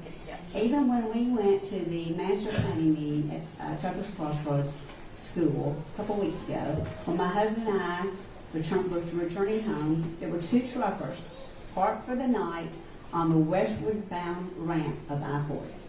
This happens routinely. I am confident this interchange can be developed without negatively impacting the rural character of Tucker's Crossroads. Hillwood is proposing to become a partner with Wilson County. And I've watched this in Butterfield County. These companies come in and they have a lot of extra money to support local interests, schools, and businesses, besides the deal they do with you guys. It's in the way that only large corporations can afford. They'll build these attractive buildings, you see the pictures. They supply water to the 50 residents that want or desire. They will create 3,400 jobs. And what's key to this is other industries will follow. Thank you, Ms. Thompson. Ms. Thank you. Wendy is next. Willie Harris is after Ms. Wendy.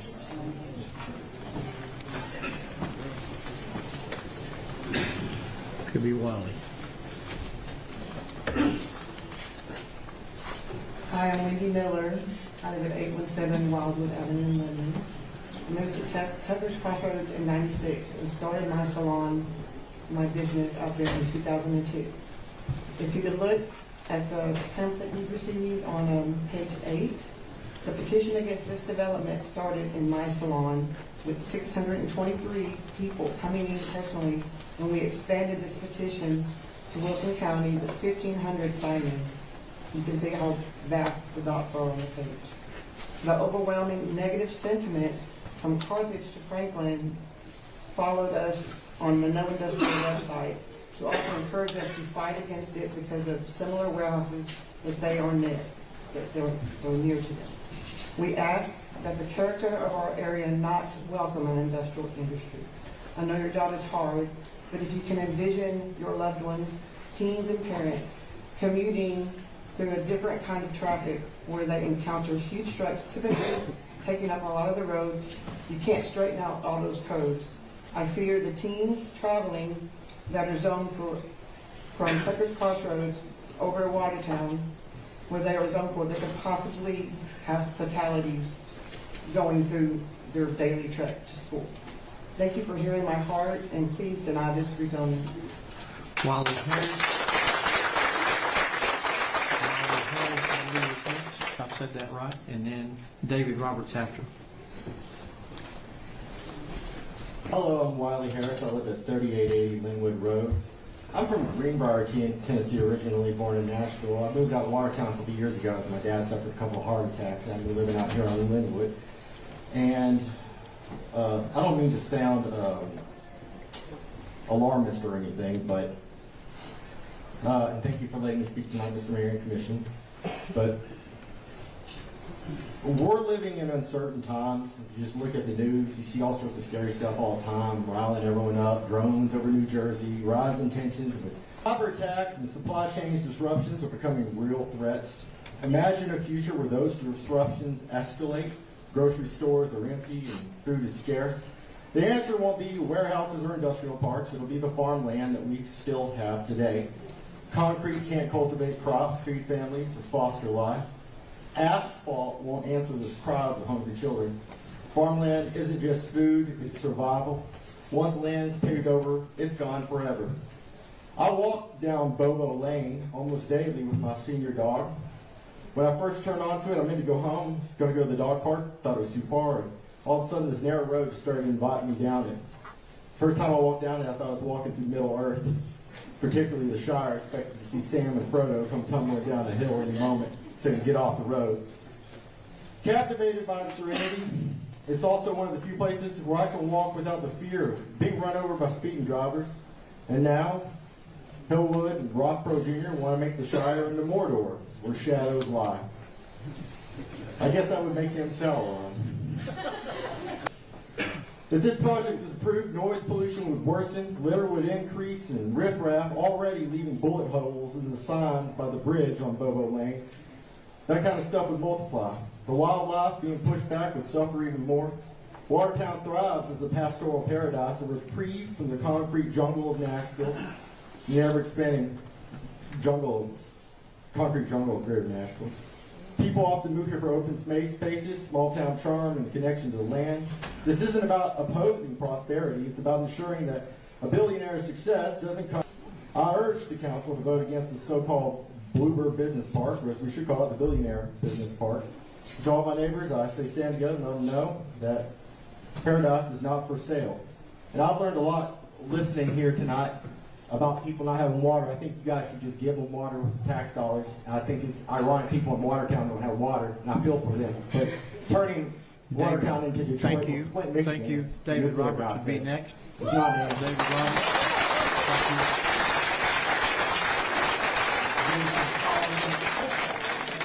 David Roberts and Jason Holland will be after that. Thank you, Mr. Mayor, members of the commission. My name is David Roberts. I live at 2454 Oklahoma Pike, about 4 miles north of the Linwood Road exit. And I hadn't planned on speaking tonight. Don't have anything prepared, but felt like I needed to speak. I've got about 20 years of active duty, most of that in the Guard, retired. Got 4 combat deployments in Afghanistan and Iraq. And I say that, I normally stay away from crowded places, but I felt like it was my duty to come here tonight because this is important. There's a lot of folks that are scared. You know, it's a quality of life issue. There's a lot of things you have to consider, but what this basically boils down to, a lot of common folks and regular families that live on that side of the county are scared of losing what they have on one side, and people's going to make a lot of money on the other side. That's what this is. Just families in Wilson County and people, a small amount of people going to make money and a few that want water. Okay? And that's how you should look at this.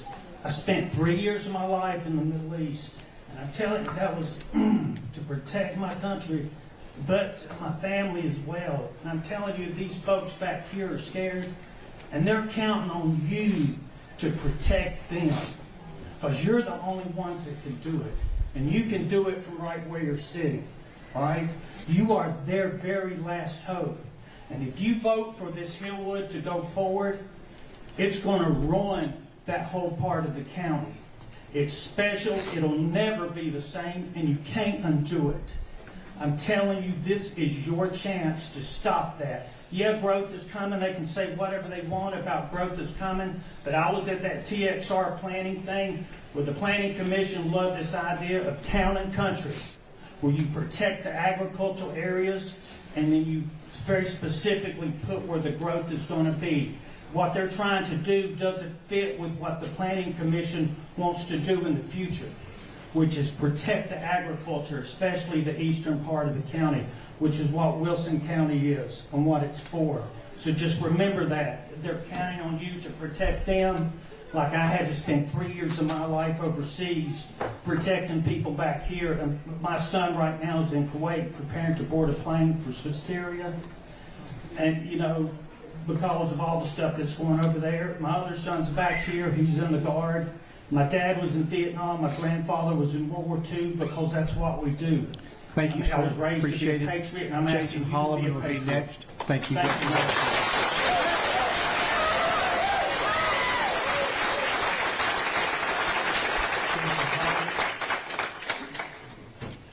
Jason Holloman. Sorry. Gage Davenport will be after. Thank you, Mayor Hutto. Good to see you, members of the commission. My name is Jason Holloman. I'm an attorney in Nashville. I live at 4210 Park Avenue. From 2008 to 2012, I was the city attorney for the city of Mount Juliet. I've also been an elected official in our county commission there in Davidson County. I've sat where you have. And also, importantly to this particular project, I own a family farm that's been in my family for 200 years in Smith County, just down the road from where this project is proposed. I understand the complexities of these types of decisions. I've worked with developers. I've represented neighbors in many of these types of discussions. And I'm here to say that I support this project.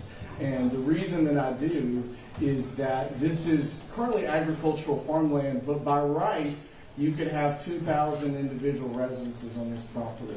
I'm concerned about the impact and the cost of the infrastructure that goes with that type of development, the impact that it has on your county services.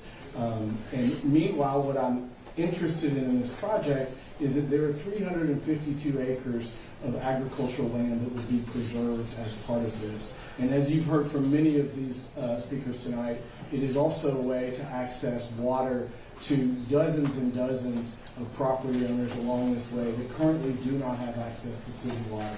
So for those reasons, I think that this has been a thoughtful development project. I think that it has engaged the community. I think there has been a lot of effort to outreach.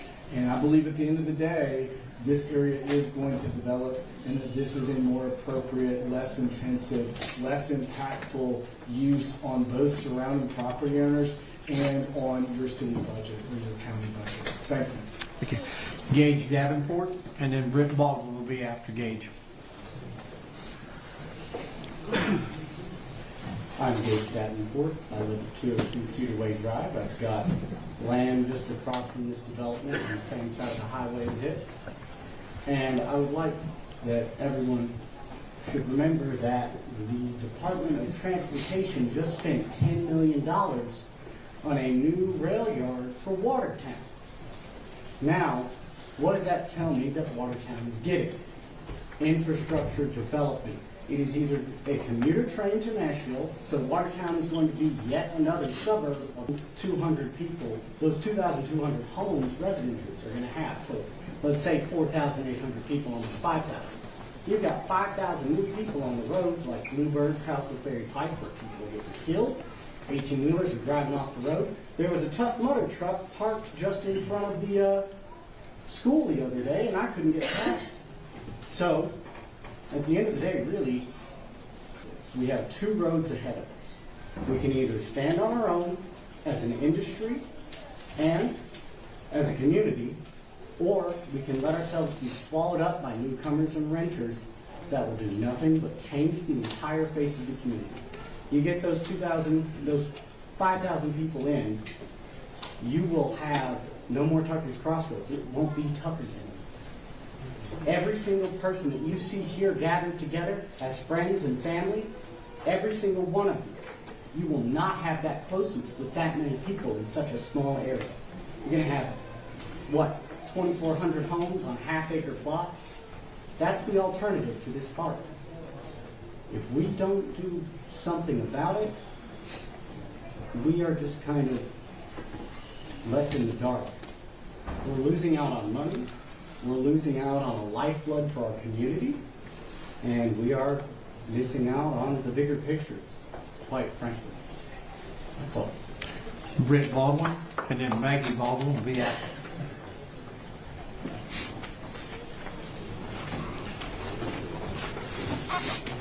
Brent Baldwin. I live on 867 Bell Road on the west side of this property. My driveway is directly across from it. Thank you, Mayor Hutto, commissioners. I have some exhibits. They show the true size of this development. This first exhibit shows just one end of the large warehouses. To show the scale, there's a figure of a man and a head of cattle. There's no doubt that this will dominate the landscape. Now in the next exhibit, this pink rectangle is the actual size of the 1.2 million square foot warehouse. This is just one of the 11 buildings. If you lay it on the square, it reaches from the railroad past this courthouse. If this were to be built right here in Lebanon, this entire building would be inside this warehouse, as would the entire square, and all the buildings from here to the other side of the square to the railroad. That's how massive these buildings are. This last exhibit are all the buildings laid over the city of Lebanon. This takes you from the square almost to I-40. There's a Walmart at the bottom. You can see the little white Walmart. It would fit in almost every one of these buildings 2 times at least. So the developers have implied that their buffers and their quality of construction fit in this area and would be an asset to this area. If you approve this rezone, our gateway from the east will be dominated clearly by large warehouses. You can't hide them. This is out of scale and out of character. Thank you for listening. Maggie Baldwin.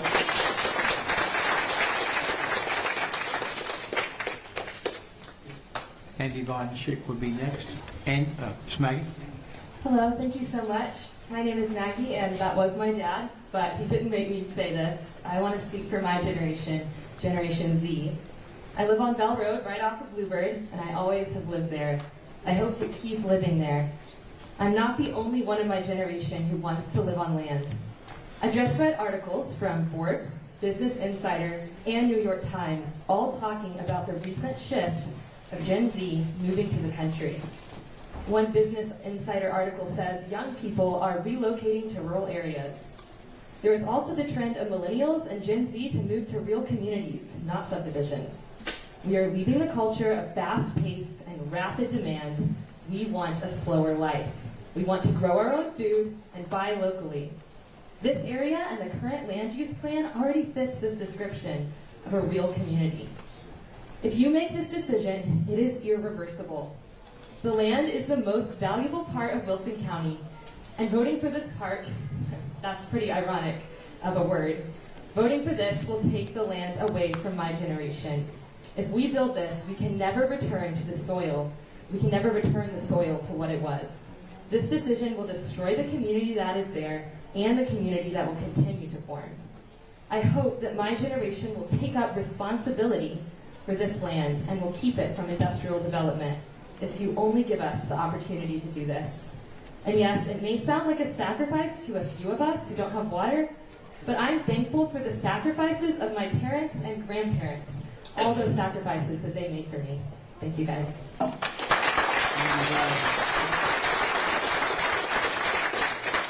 Kim Leeper will be next.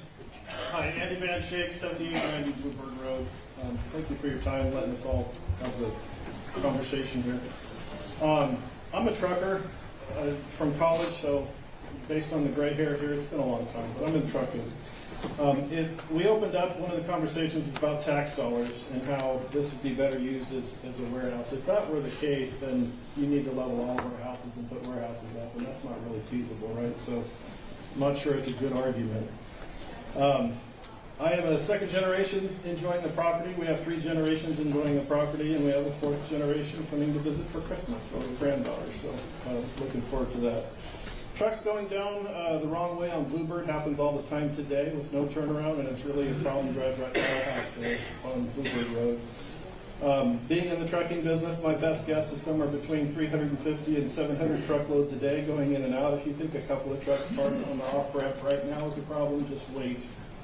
That will be a very good day. So 700 truckloads daily based on a 90-day turnover of inventory. Thousands of employees, I think 3,500 roughly was said.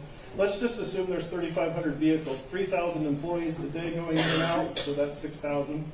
500 vehicles going in and out, trucks.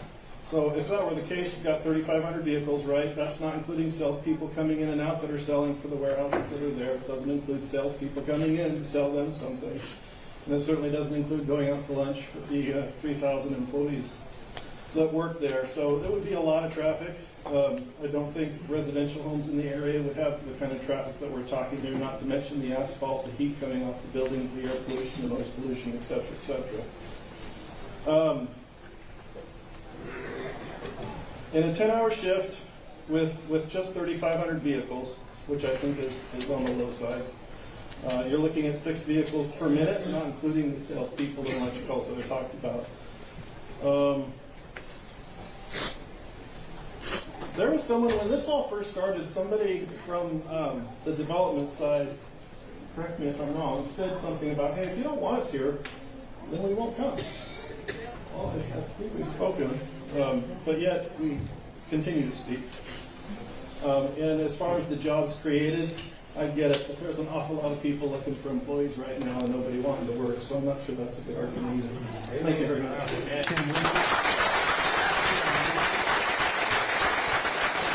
To make a few points, the first thing I want to say is I've spoken to people that have just talked to me. This has not been top of mind for me, but I've spoken to people on both sides of this development, men and women, and they're honorable men on both sides and honorable women on both sides of this development. So I understand it's a hard decision for you guys, but it seems to me that it boils down to either good development or bad development. And I just want to speak to a couple of upsides to development. To have industrial development, we don't have to educate the children. These people typically, we're not going to have to build extra schools for them if we don't have 2,400 houses. Sheriff, we don't have to incarcerate them more times than not. And we don't have to have as much of a burden on our fire department as well. And so those are 3 upsides. And just looking at it from a perspective of something's coming, that seems to be the most practical use of the land. There's also the Cumberland UTA extension proposal. There's also the water for the citizens that don't have water currently. You know, I understand this is a hard job, but, you know, I have a hard time believing that we live in Wilson County, the 2nd richest county in the state of Tennessee, and there's people in this county that don't have water. Also, for the tax base for the county and economic impact, it's far greater industrial than it is for housing. And I'd like to end with this. I'm not going to take my full 3 minutes to give somebody else time, but it takes about 30 minutes to drive across town right now anyway, just about no matter where you start from, across Lebanon. And so it's our job to manage that growth, and it falls to this county commission to do that. Stephen Eli Geary, I believe it's right. Kurt Nelson would be next. I said that wrong, please correct me. Stephen Eli Geary, 934 Old Rome Pike. 8 decades ago, citizens of the area gathered together to witness the defense of Tucker's Crossroads and mock battles that would become known as the Tennessee Maneuvers. 80 years later, we gather as neighbors and voters to defend the same land from encroachment and development. Much has been said about the detrimental effects of this development on agriculture and the farming industry. Vaguely framed threats and hollow promises have been made by our generation's version of a foreign invader. I hope to illustrate through my personal observations some of the future ramifications that we all stand to face if this development is approved. I work in logistics management and in a brand new industrial development that is nearly identical to the abomination that is proposed here tonight. Every morning before 4 a.m. I exit 840 into an area that up until a couple of years ago was prime agricultural land and offered some of the best hunting in the county. The few remaining farmhouses are now dilapidated and unoccupied, and the shoulders of the highway are lined with idling trucks and trailers, with out-of-state truck drivers sleeping in their humming cabs. As I turn into the industrial park where I'm employed, my headlight dances across scores of deer, stunned and confused, trapped in their unnatural ecosystem by development and industry. Their only remaining predators being the perpetual stream of speeding 18-wheelers and starvation. The ever-present noise and light pollution fill the horizon hours before the sun illuminates it. Erosion and drainage problems, unchecked and out of control, scar the once beautiful and fertile land. Speeding excessively pound the relatively new asphalt, decimating and abusing it to a moonscape in a matter of months. Out-of-state companies drawn by geographic location, liberal employment laws, and the promise of cheap labor lease these behemoth warehouses and distribution centers. They pay their employees far below the medium income level needed to purchase a home in Wilson County. These workers, many undocumented immigrants drawn from Antioch and Smyrna, take their wages back to their respective counties of the infrastructure that they benefit from here in Wilson County. The environment, roads, and infrastructure that are taxed beyond continuance are of no concern to the out-of-state developers, companies, and commuting workers. Instead, left to the constituents and taxpayers who actually reside here. While it is true that growth and development is inevitable, we have the ability and moral responsibility to moderate it to a logical and sustainable pace for our children. Commissioners, I implore you and beg you to defend our crossroads culture and history as vehemently as the soldiers who trained here 3/4 of a century ago. Vote the will of your constituents and neighbors, and please curtail this proposed development. Thank you, and God bless.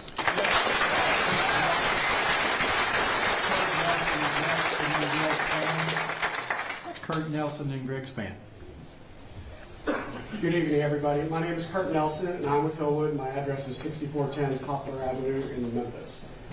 Tonight, I'm here. I'm not going to talk about the plan and what we would do. I'm here to tell you a little bit about who we are. When you partner with Hillwood, you're partnering with someone who honors their commitments. You're partnering with someone who supports communities.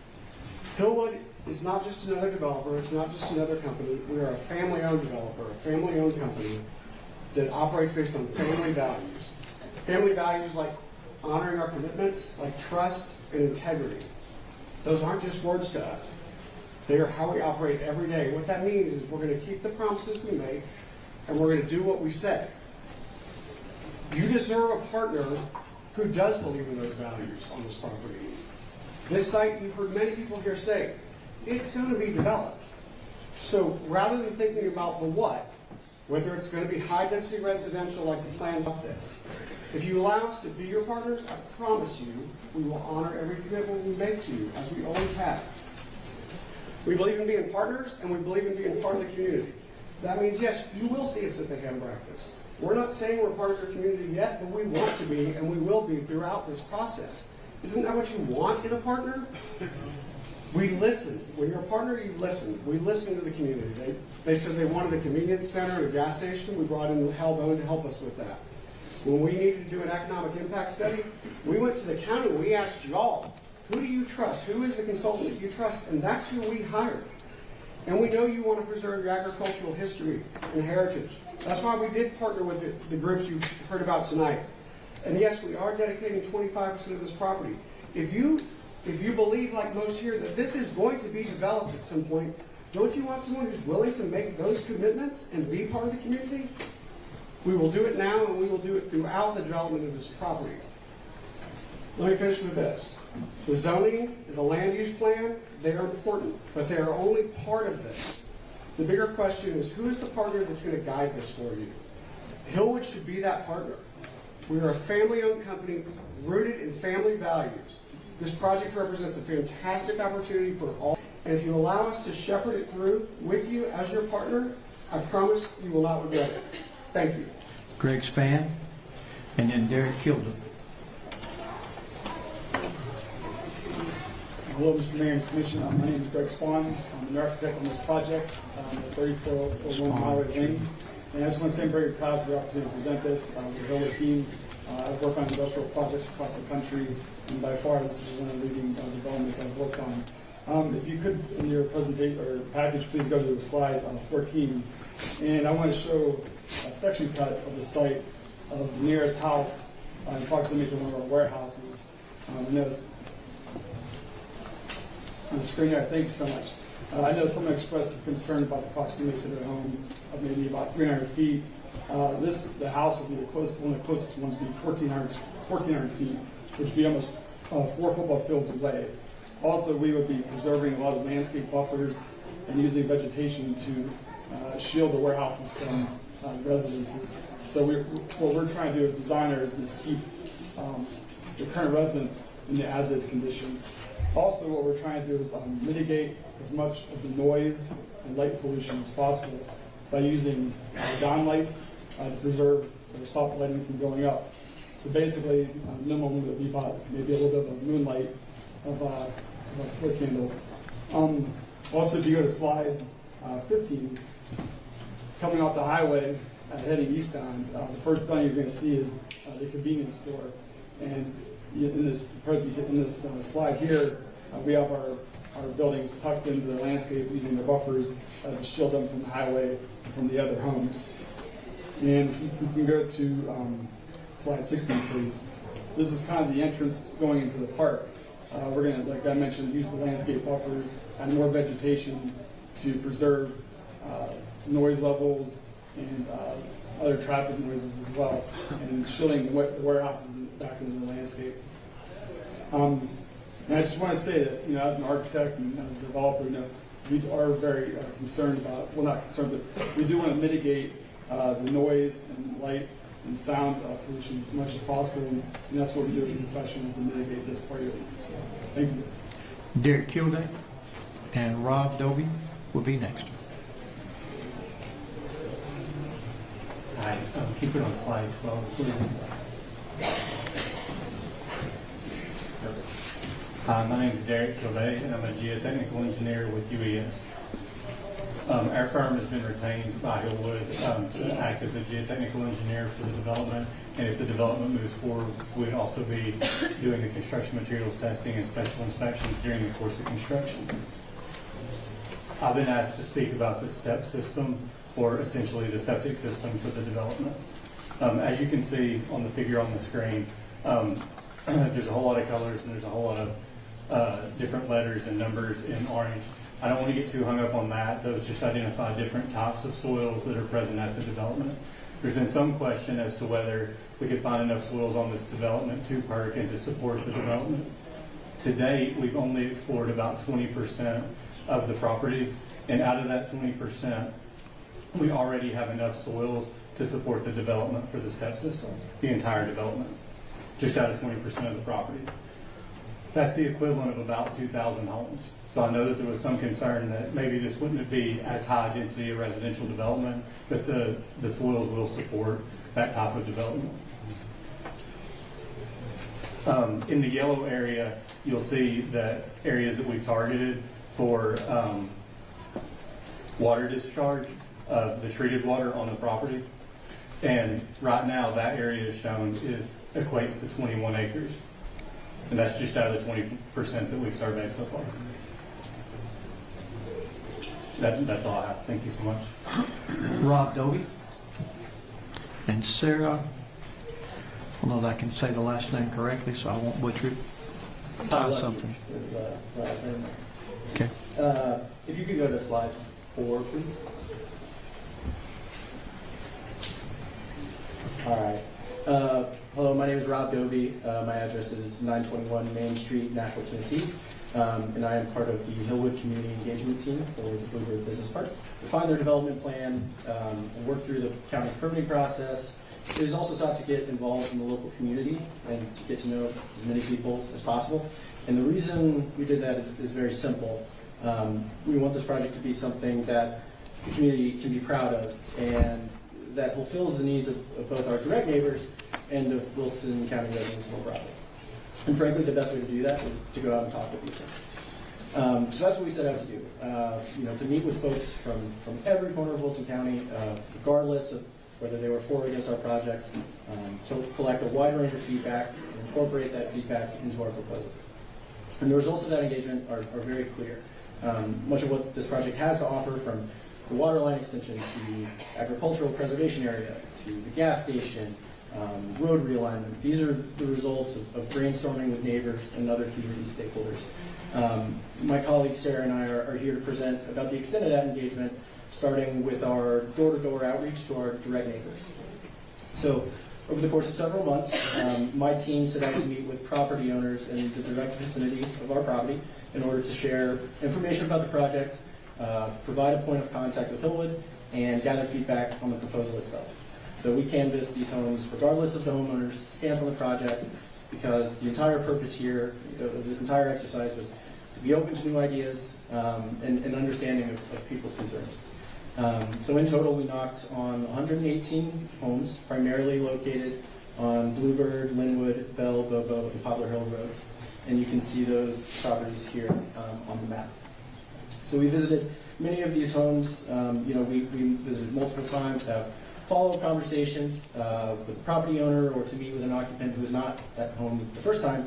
So I would say, in total, we made 200 home visits just in this street from us that live in other parts of the county and other parts of the country in some cases. So we knocked on many of those doors as well. They didn't fit on the map. At every door we knocked, we left a handwritten note that provided our contact information and the reason for our visit, as well as a project flyer containing details and a link to the project website and feedback form. I have copies of those with me today.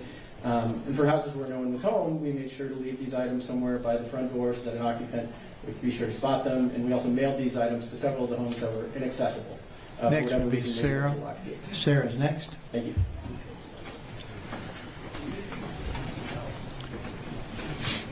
Slide 5, please.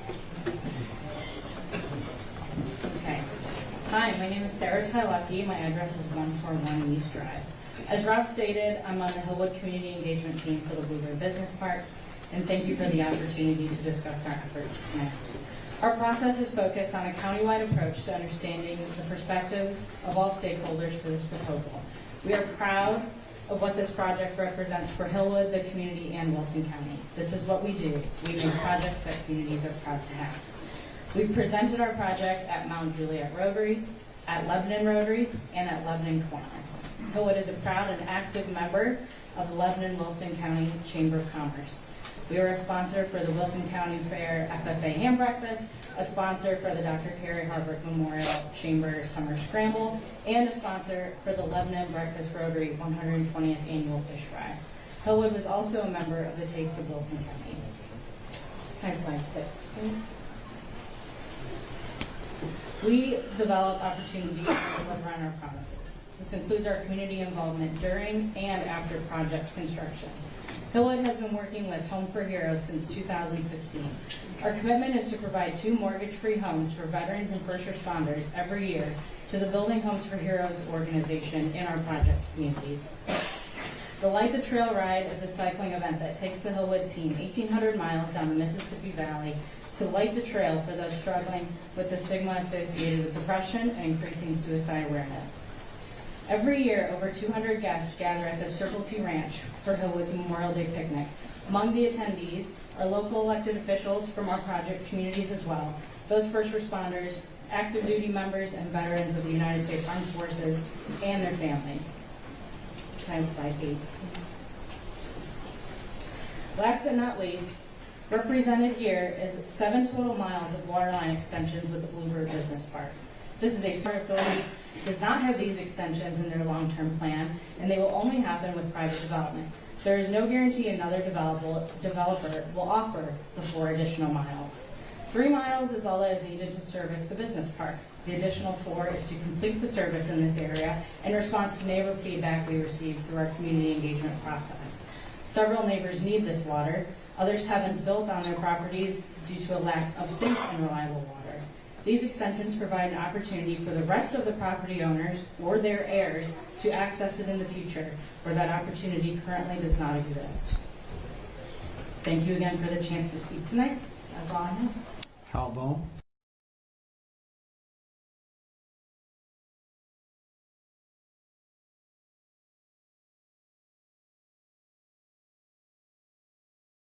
Spring Creek Road. I am a lifelong resident of Wilson County. As a builder and real estate developer, I've had the privilege of working on numerous projects across our community. And I can confidently say that Hillwood's Bluebird proposal is one of the most well thought out and beneficial developments that I have encountered. Hillwood's approach to developing the Bluebird project demonstrates a high level of professionalism and a commitment to listening to our community. Over the past several months, Hillwood has actively engaged with local residents, community leaders, civic groups, education institutions to create a project that is a win-win for this community. They carefully considered our feedback and incorporated our requests and concerns into their design and development plans to ensure that the project aligns with Wilson County's needs and aspirations. One aspect of this project, if you'll go to slide 9, please. One aspect of this project that deserves special mention is the convenience store and fueling station that I'm proposing to build. Access to fuel and food staples, is a critical need for that area of county. This store is desperately needed for local residents, filling a gap that has been present for far too long. When considering the future of this property, we have a choice to make. Do we want thousands of new homes that provide minimal tax revenue and strain our existing resources, or do we want a development that will serve as a cornerstone for sustained economic growth, generating opportunities that help build a stronger and more sustainable Wilson County? In my view, as a developer and a lifelong resident of Wilson County, Hillwood's Bluebird project stands out as the clear and responsible choice. Additionally, Hillwood's plan thoughtfully balances development with preservation. It sets aside over 350 acres for agricultural use, ensuring the character and heritage of our county are respected. Hillwood's inclusion of agricultural research and preservation programs such as partnerships with the University of Tennessee, Cumberland University, the Tennessee FFA Foundation, shows their commitment to promoting agriculture and advancing technologies that will help all farmers. The county is inevitable, but what we choose to do with it will define our future. We have a well-vetted project that represents a responsible, forward-thinking path for our county. I respectfully urge you to support this project. Let's take this opportunity to build a future that works for all of us. Thank you. Nathan Gwynn, and then Jeremy Neal is next. Jeremy Neal. Nathan Gwynn. Nathan's not here. Go to Jeremy Neal. And Powell Neal will be after Jeremy.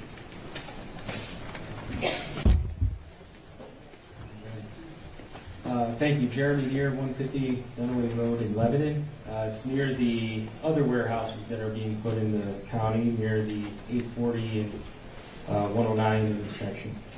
And ladies and gentlemen of the commission, so thank you for the opportunity to speak. I strongly oppose the proposed industrial park and urge you to reject the rezoning request, which has already been forwarded to you with a negative recommendation from the Wilson County Planning Commission. This development threatens our rural character and agricultural heritage. This proposal spans nearly 1,400 acres of prime farmland. Developers have made promises to protect small portions of the land for agriculture and education, but these measures are insufficient to offset the massive environmental and infrastructural damage this industrial park will cause. Roads in that area are not equipped to handle the influx of industrial traffic, and the added burden on local resources, including water and public services, will cost more than the projected economic benefits. The claim that this project will bring jobs and tax revenues must be weighed against the hidden costs to current residents. Increased traffic, pollution, and wear and tear on the roads will strain county resources. Moreover, this commission works for the people who live here now. not for the developers or for future populations. It is not your goal to grow the population of Wilson County. I'll say that again. It is the population of Wilson County at the expense of those who are already calling this place our home. The Planning Commission's unanimous decision to reject this rezoning reflects the informed and overwhelming voice of our community. So do you want Wilson County to continue to be known for its strong agricultural heritage, or do you want Wilson County to have the embarrassing title of Warehouse Capital, Tennessee? Ladies and gentlemen, I urge you to listen to your constituents, vote no on the industrial park, preserve the agricultural integrity of our land, and protect the quality of life that makes Wilson County a place we are proud to live in. Thank you.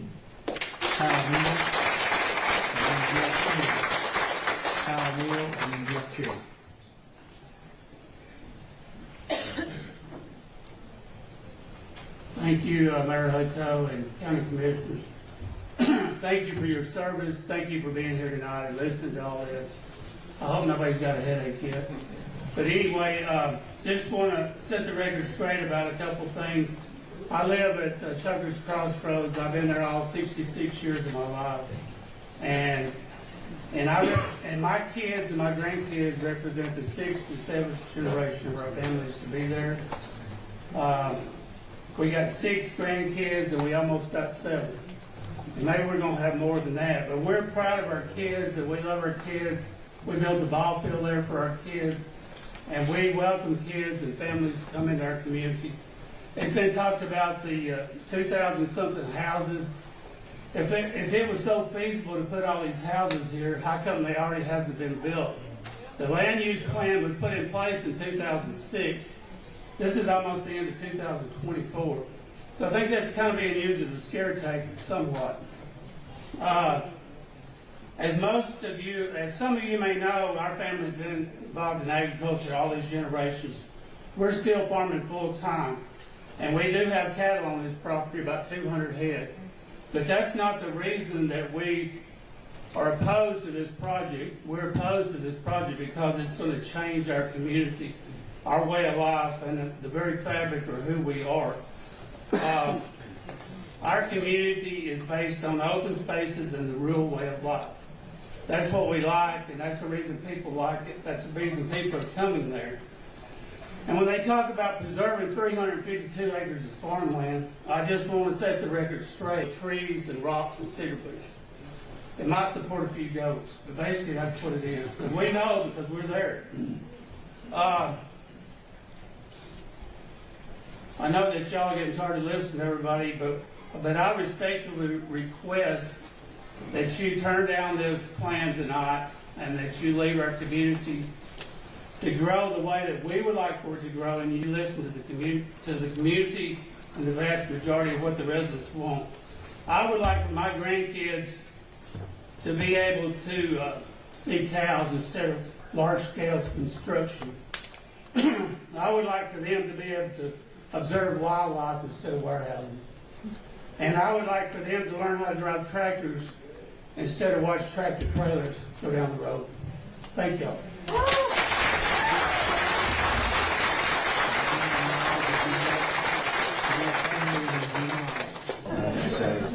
So I don't know that I've heard anything new here this evening, so I will try and keep my comments brief.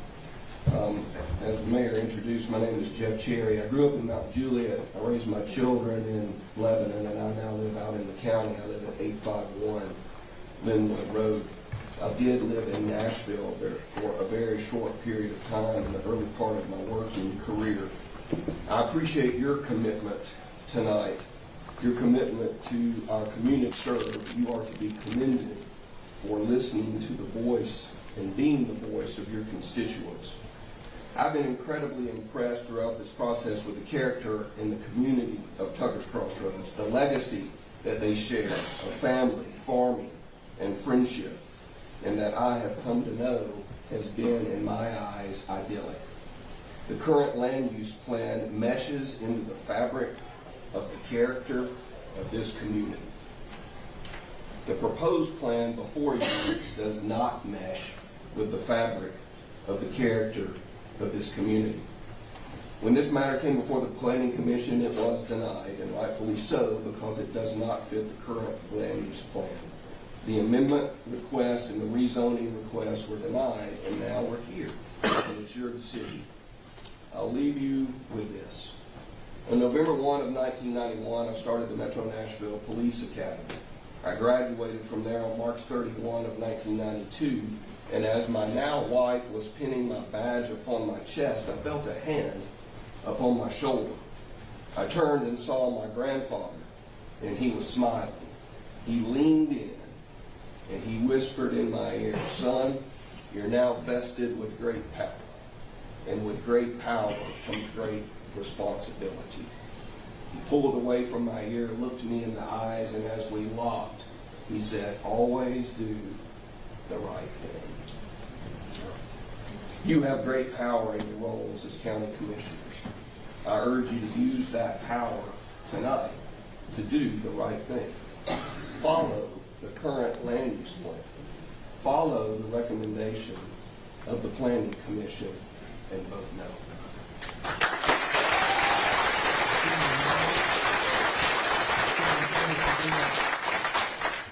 Gina Miles, did I say that right? I must have not said the last name right. Jenna Micus, 3903 Belmont Boulevard. Hello and thank you all for your time tonight.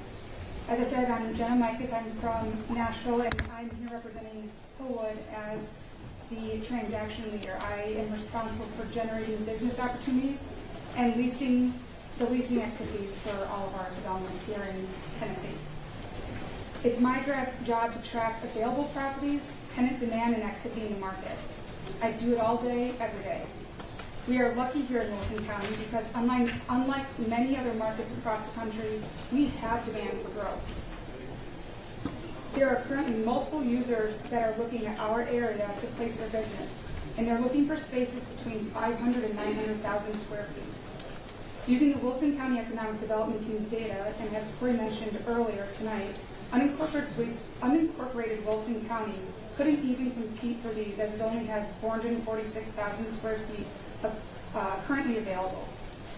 This site would offer Wilson County the opportunity it needs to compete on the highest level for these types of jobs and economic growth. This site offers Wilson County entry into a whole new industry, and with these users comes significantly higher than average salaries and exceptionally higher economic impact as compared to traditional warehousing. I would respectfully ask for you tonight to look at this as an opportunity to pick a responsible partner for development of the site, one that does what it says it will do, and one that engages with the communities that they are in. And I truly believe that's us. Thank you. Sam Parrish. Joe Haddox will be next.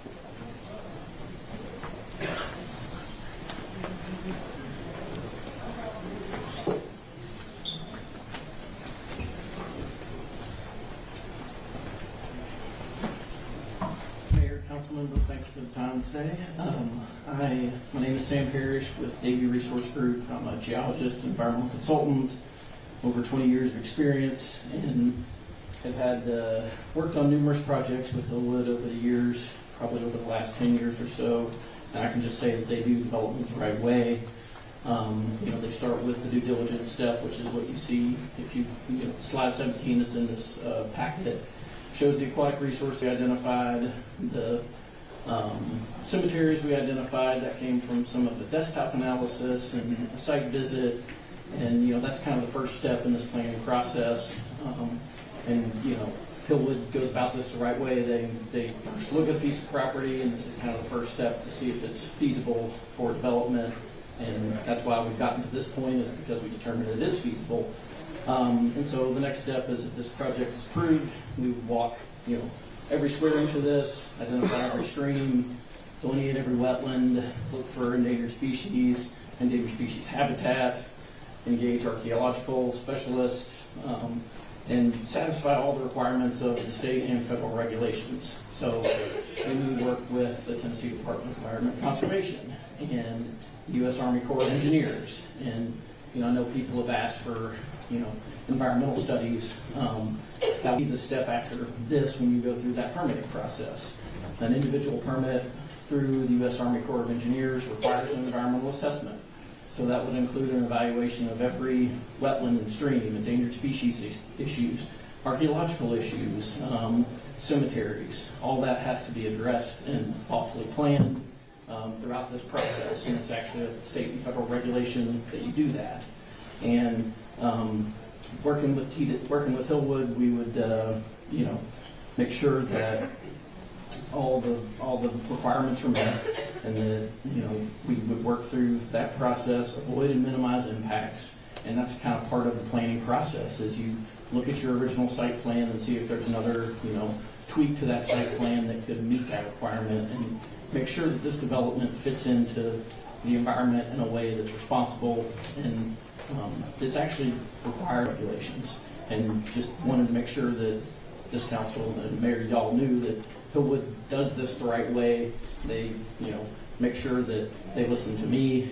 We do all the wetland stream work, and they make sure to follow our guidance and advice on how to get this permitted and do it the right way. And that's all I got to say. Thanks. Joe Addicks, and Tyler Foster will be after. Slide 10. Good evening, Joe Addicks, CFPG. As you can see on the screen tonight, a lot's been made of the traffic on Bluebird Road. The primary access and the only access to this development will be from Bluebird. There will be no logistics access to the project from Bobo. That will be deed restricted. And there will be no roadway access at all to Reuben Road or Bell Roads, which will also be deed restricted. Now, in point comparison, there's been some discussion about residential developments tonight.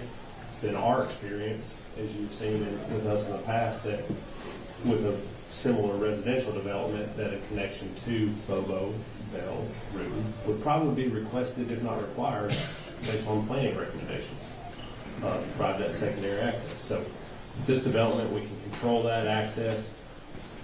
We could also, and are planning to, improve the entire road where we need them to be. Which we can do because we control all the frontage of that site. You'll hear more from our traffic engineer in a moment. Slide 11. As you can see on the screen, we've talked about buffers, right? We have 265-acre permanent protected area. We have an 87-acre agricultural area. The existing buffers along the waters of the state, TVA easement. This is in addition to the 100-foot perimeter setback that goes in excess of the 50-foot county requirement, let alone the 40-foot landscape buffer, again, in excess of the 10-foot county requirement. Committing to a 35% maximum floor area coverage versus the 50% that is allowed. I did appreciate the comparison by the gentleman earlier about, if you have a 1 million square foot building, you're going to get this to and all the way down to the square. So what do we not?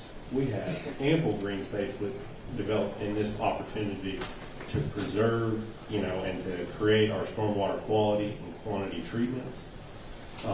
We are committing to exceeding the county's 25-year requirement and going to the 100-year storm event, which should help us reduce that downstream effect.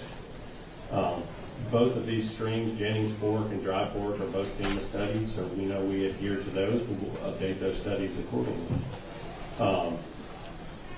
Again, we have the space. Now, for comparison, I know there's been, again, a residential comparison here.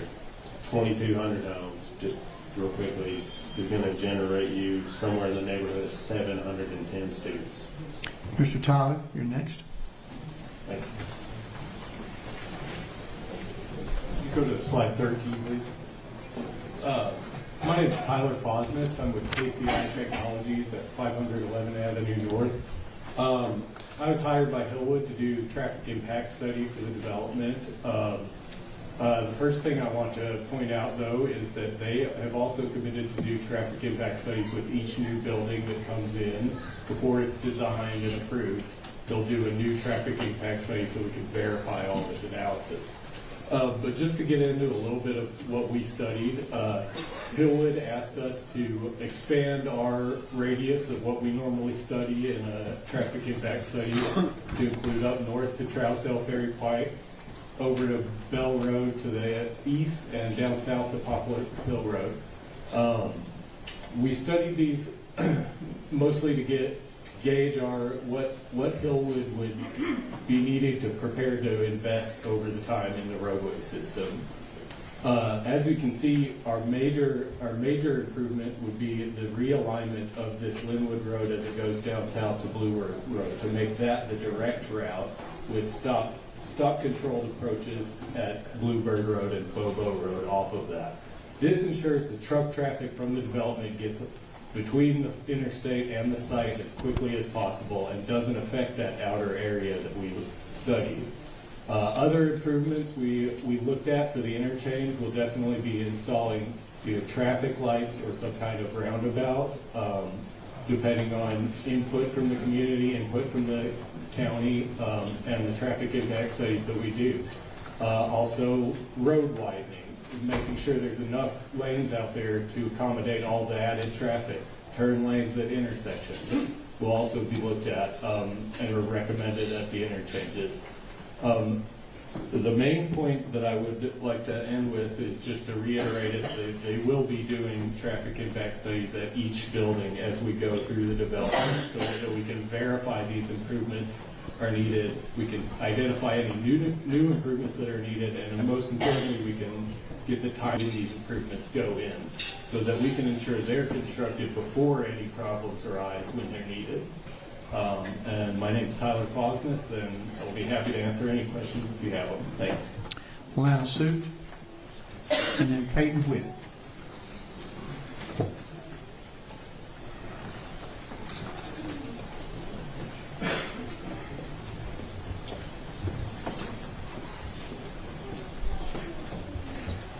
Hi, my name is Lana Suit, and I'm at 97 Directors Road, Jackson, Tennessee. And I'm with Younger Associates. We are a market research firm that's been serving cities, counties, economic development boards for over 30 years. And our primary job is to look at incentives that are offered by those groups to the industry. The Hillwood Group came to us because they learned that we did the analysis for Wilson County and for the city of Lebanon, and they wanted to look at the very same methodology for their project, even though they are not seeking any type of incentive. So we use the same methodology to see what type of economic impact it would have on the local economy. Now, we looked at it in several different ways, and I can't explain to you how to do an economic impact in 3 minutes. But let me hit some highlights. You've already used a lot of the numbers. Could you go to slide 2, please? You know, we've already talked about the jobs. We didn't really talk much about the wages, but there will be a significant amount of wages that are generated. And then there's one number on the screen that's just so huge, we need to talk about that for just a minute because it's $19.6 billion. Now, you think I'm just talking about really big numbers here just to wow you, but that is over a 15-year period. And so that is all the dollars that would flow through the economy through the cost of the operations and the downstream spending. So that's way off in the weeds. We don't really need to know that. So when I was thinking about, as a county commissioner, what would you want to know? I have I guess I don't know if it's fortunate or unfortunate opportunity to serve my county as a commissioner. And I thought, if I was sitting in your chair, what would I want to know about this project to make the best decisions? Because really, I'm neutral ground. You know, I just do math. So this is what the math tells me. If you could go to slide 3. One thing that's real important to the county is the property taxes that it generates. Right now, that property is only generating about $30,000 in property tax annually. When the park is fully built out and fully operational, it will generate an approximate $3 million. So you can see that's a significant increase in property tax. And what does that mean to you? I know maintenance of effort is a big thing for county commissioners, so $1.4 million to the school fund would be something that I think would be very helpful in your plans for the future. There are also some other things that we looked at. I know there's been a lot of talk tonight about the residential development. The residential development, while it does generate lots of things, it supports fewer jobs, pays fewer wages, it also generates less property tax. But there's another thing about residential property. You know, most homeowners, they don't pay enough in property taxes to cover the services that are provided by the county. So it taxes all the residents of the county more. Peyton when you Witt have would be residential next. property. Peyton Witt. Thank you. Gerald Lawson's after.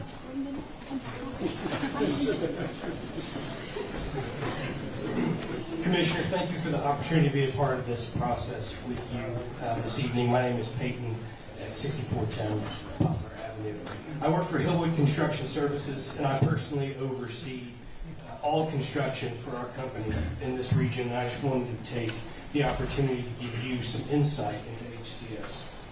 HCS performs all construction for Hillwood, so it will be our responsibility to steward the entire construction process of this business park, eliminating a revolving door of general contractors common with residential developments.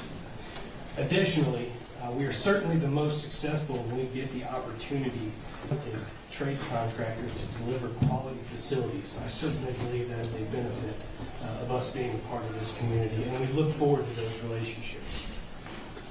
We certainly exercise extreme care with everything that we do, from planning our traffic routes, abiding by local ordinances, participating in community service, and being available to address concerns of the community during the construction process.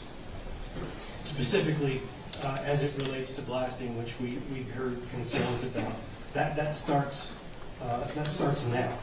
Those companies who specialize in that are licensed by the state of Tennessee to perform that activity. Surveys are done with all adjacent properties to not only document existing conditions, but to take into account their distance to our project sites, so our blasting is designed in order to localize that activity within the bounds of our construction site. Those are all standard practices for us. Lastly, you're certainly familiar with my development counterparts, Paul and Scott. We think you guys got a lot of visits. I share an office with them, and I also share the vision of this business park and the responsibility to physically deliver the promises made in this development. We also look forward to lasting relationships with our neighbors built on integrity. We look forward. Gerald Lawson. Paul Stum will be next.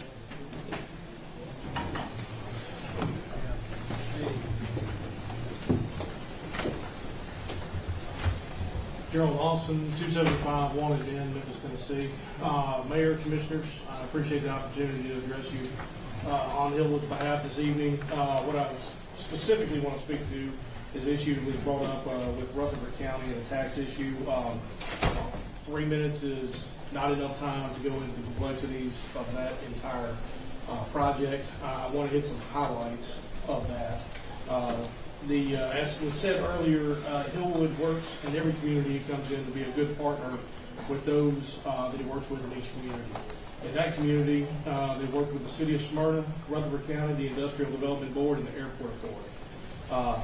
They were approached and negotiated, worked with a system of a long-term 99-year lease, and then with a pilot program to offset that, because the airport could not physically sell the property. They had to be on a long-term lease. Like I said, a little more complex than just getting into a 3-minute discussion.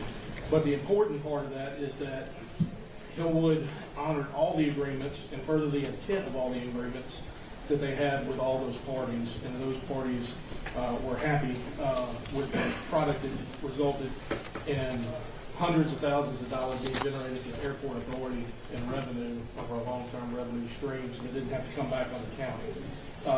In fact, I'd like to read a quote from John Black, who's the Executive Director of the Smyrna Rutherford County Airport Authority, who in May of this year said that Hillwood has been an outstanding partner in the development of the airport business park from start to finish. They went above and beyond throughout our working relationship and construction. They're truly a team of professionals who work together with the community to produce projects that are beneficial to the local economy.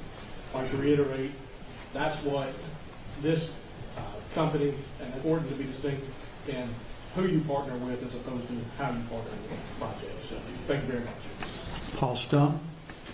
Scott Campbell will be our last one. Mayor Hutto, members of the commission, I'm glad to see you're all still awake.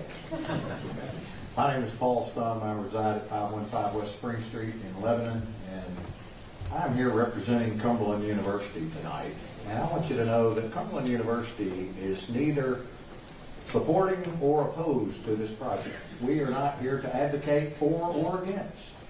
But I do, on behalf of Cumberland University, want to make you aware of one important aspect of this project, and that has to do with something that was referred to earlier. It has to do with the gift committed from the developer to a combination of Cumberland University and the University of Tennessee of approximately 1/4 of this total development, a little over 350 acres, that would be preserved as agricultural property and used by both institutions for both agricultural and scientific research purposes.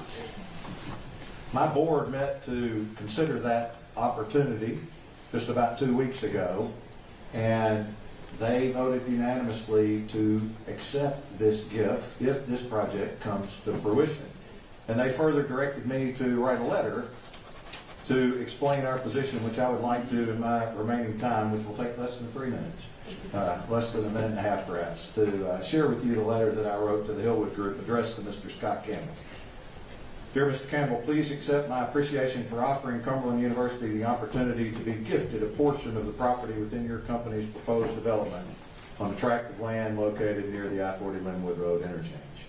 Cumberland is certainly excited about the potential of this opportunity, but wants to qualify our willingness and ability to be a part of the project. Cumberland's particularly excited about the potential opportunity to partner with our colleagues at the state's flagship institution, the University of Tennessee, and more specifically the Institute of Agriculture, UT Extension, and UT Ag Research offices, as laid out in the letters from the University of Tennessee. Specifically, Cumberland University would seek to ensure that this potential gift is used for studies that would benefit farming and scientific communities, among other educational disciplines. While Cumberland does not support or oppose the rezoning Hillwood is seeking for its project, the university's Board of Trust has met to discuss and evaluate this opportunity in light of the school's gift acceptance policy, and has authorized me to inform you that Cumberland would be pleased to accept this gift of land if the proposed Hillwood project is approved by the esteemed members of the Wilson County Commission. Thank you for your time, and thank you for your contemplation of this important issue. Scott Campbell. Mayor, commissioners, one word comes to mind to sum up this property and our proposal, and that's opportunity. This land is currently owned by over 150 investors. They have owned it for nearly 20 years, and they have indicated it is time to sell. This is not a farm. There are no heirs to pass this land down to the next generation. This is not a case of no farms, no food. This is developable property. And Wilson County's vision for this property for nearly 20 years has been to see it develop. That's reflected in the land use plan. The opportunity in front of you today boils down to responsible growth with a responsible development partner. We believe our proposal is the highest and best use of this property and is an opportunity to fulfill the needs and desires of this community. And that's something we're incredibly proud of. The opportunity to provide safe, healthy drinking water to Wilson County residents, these most respected businessmen and leaders, to deliver a fueling station and convenience store that's been asked by the community, and the most exciting opportunity to honor the agricultural heritage of Wilson County and the desire of this community to see land preserved for agricultural use. We look forward to seeing UT Institute of Agriculture, Cumberland University, and the Tennessee FFA Foundation partner to permanently protect 352 acres of this site for agricultural education and research. This is an opportunity for you as commissioners to fulfill the goals of this community.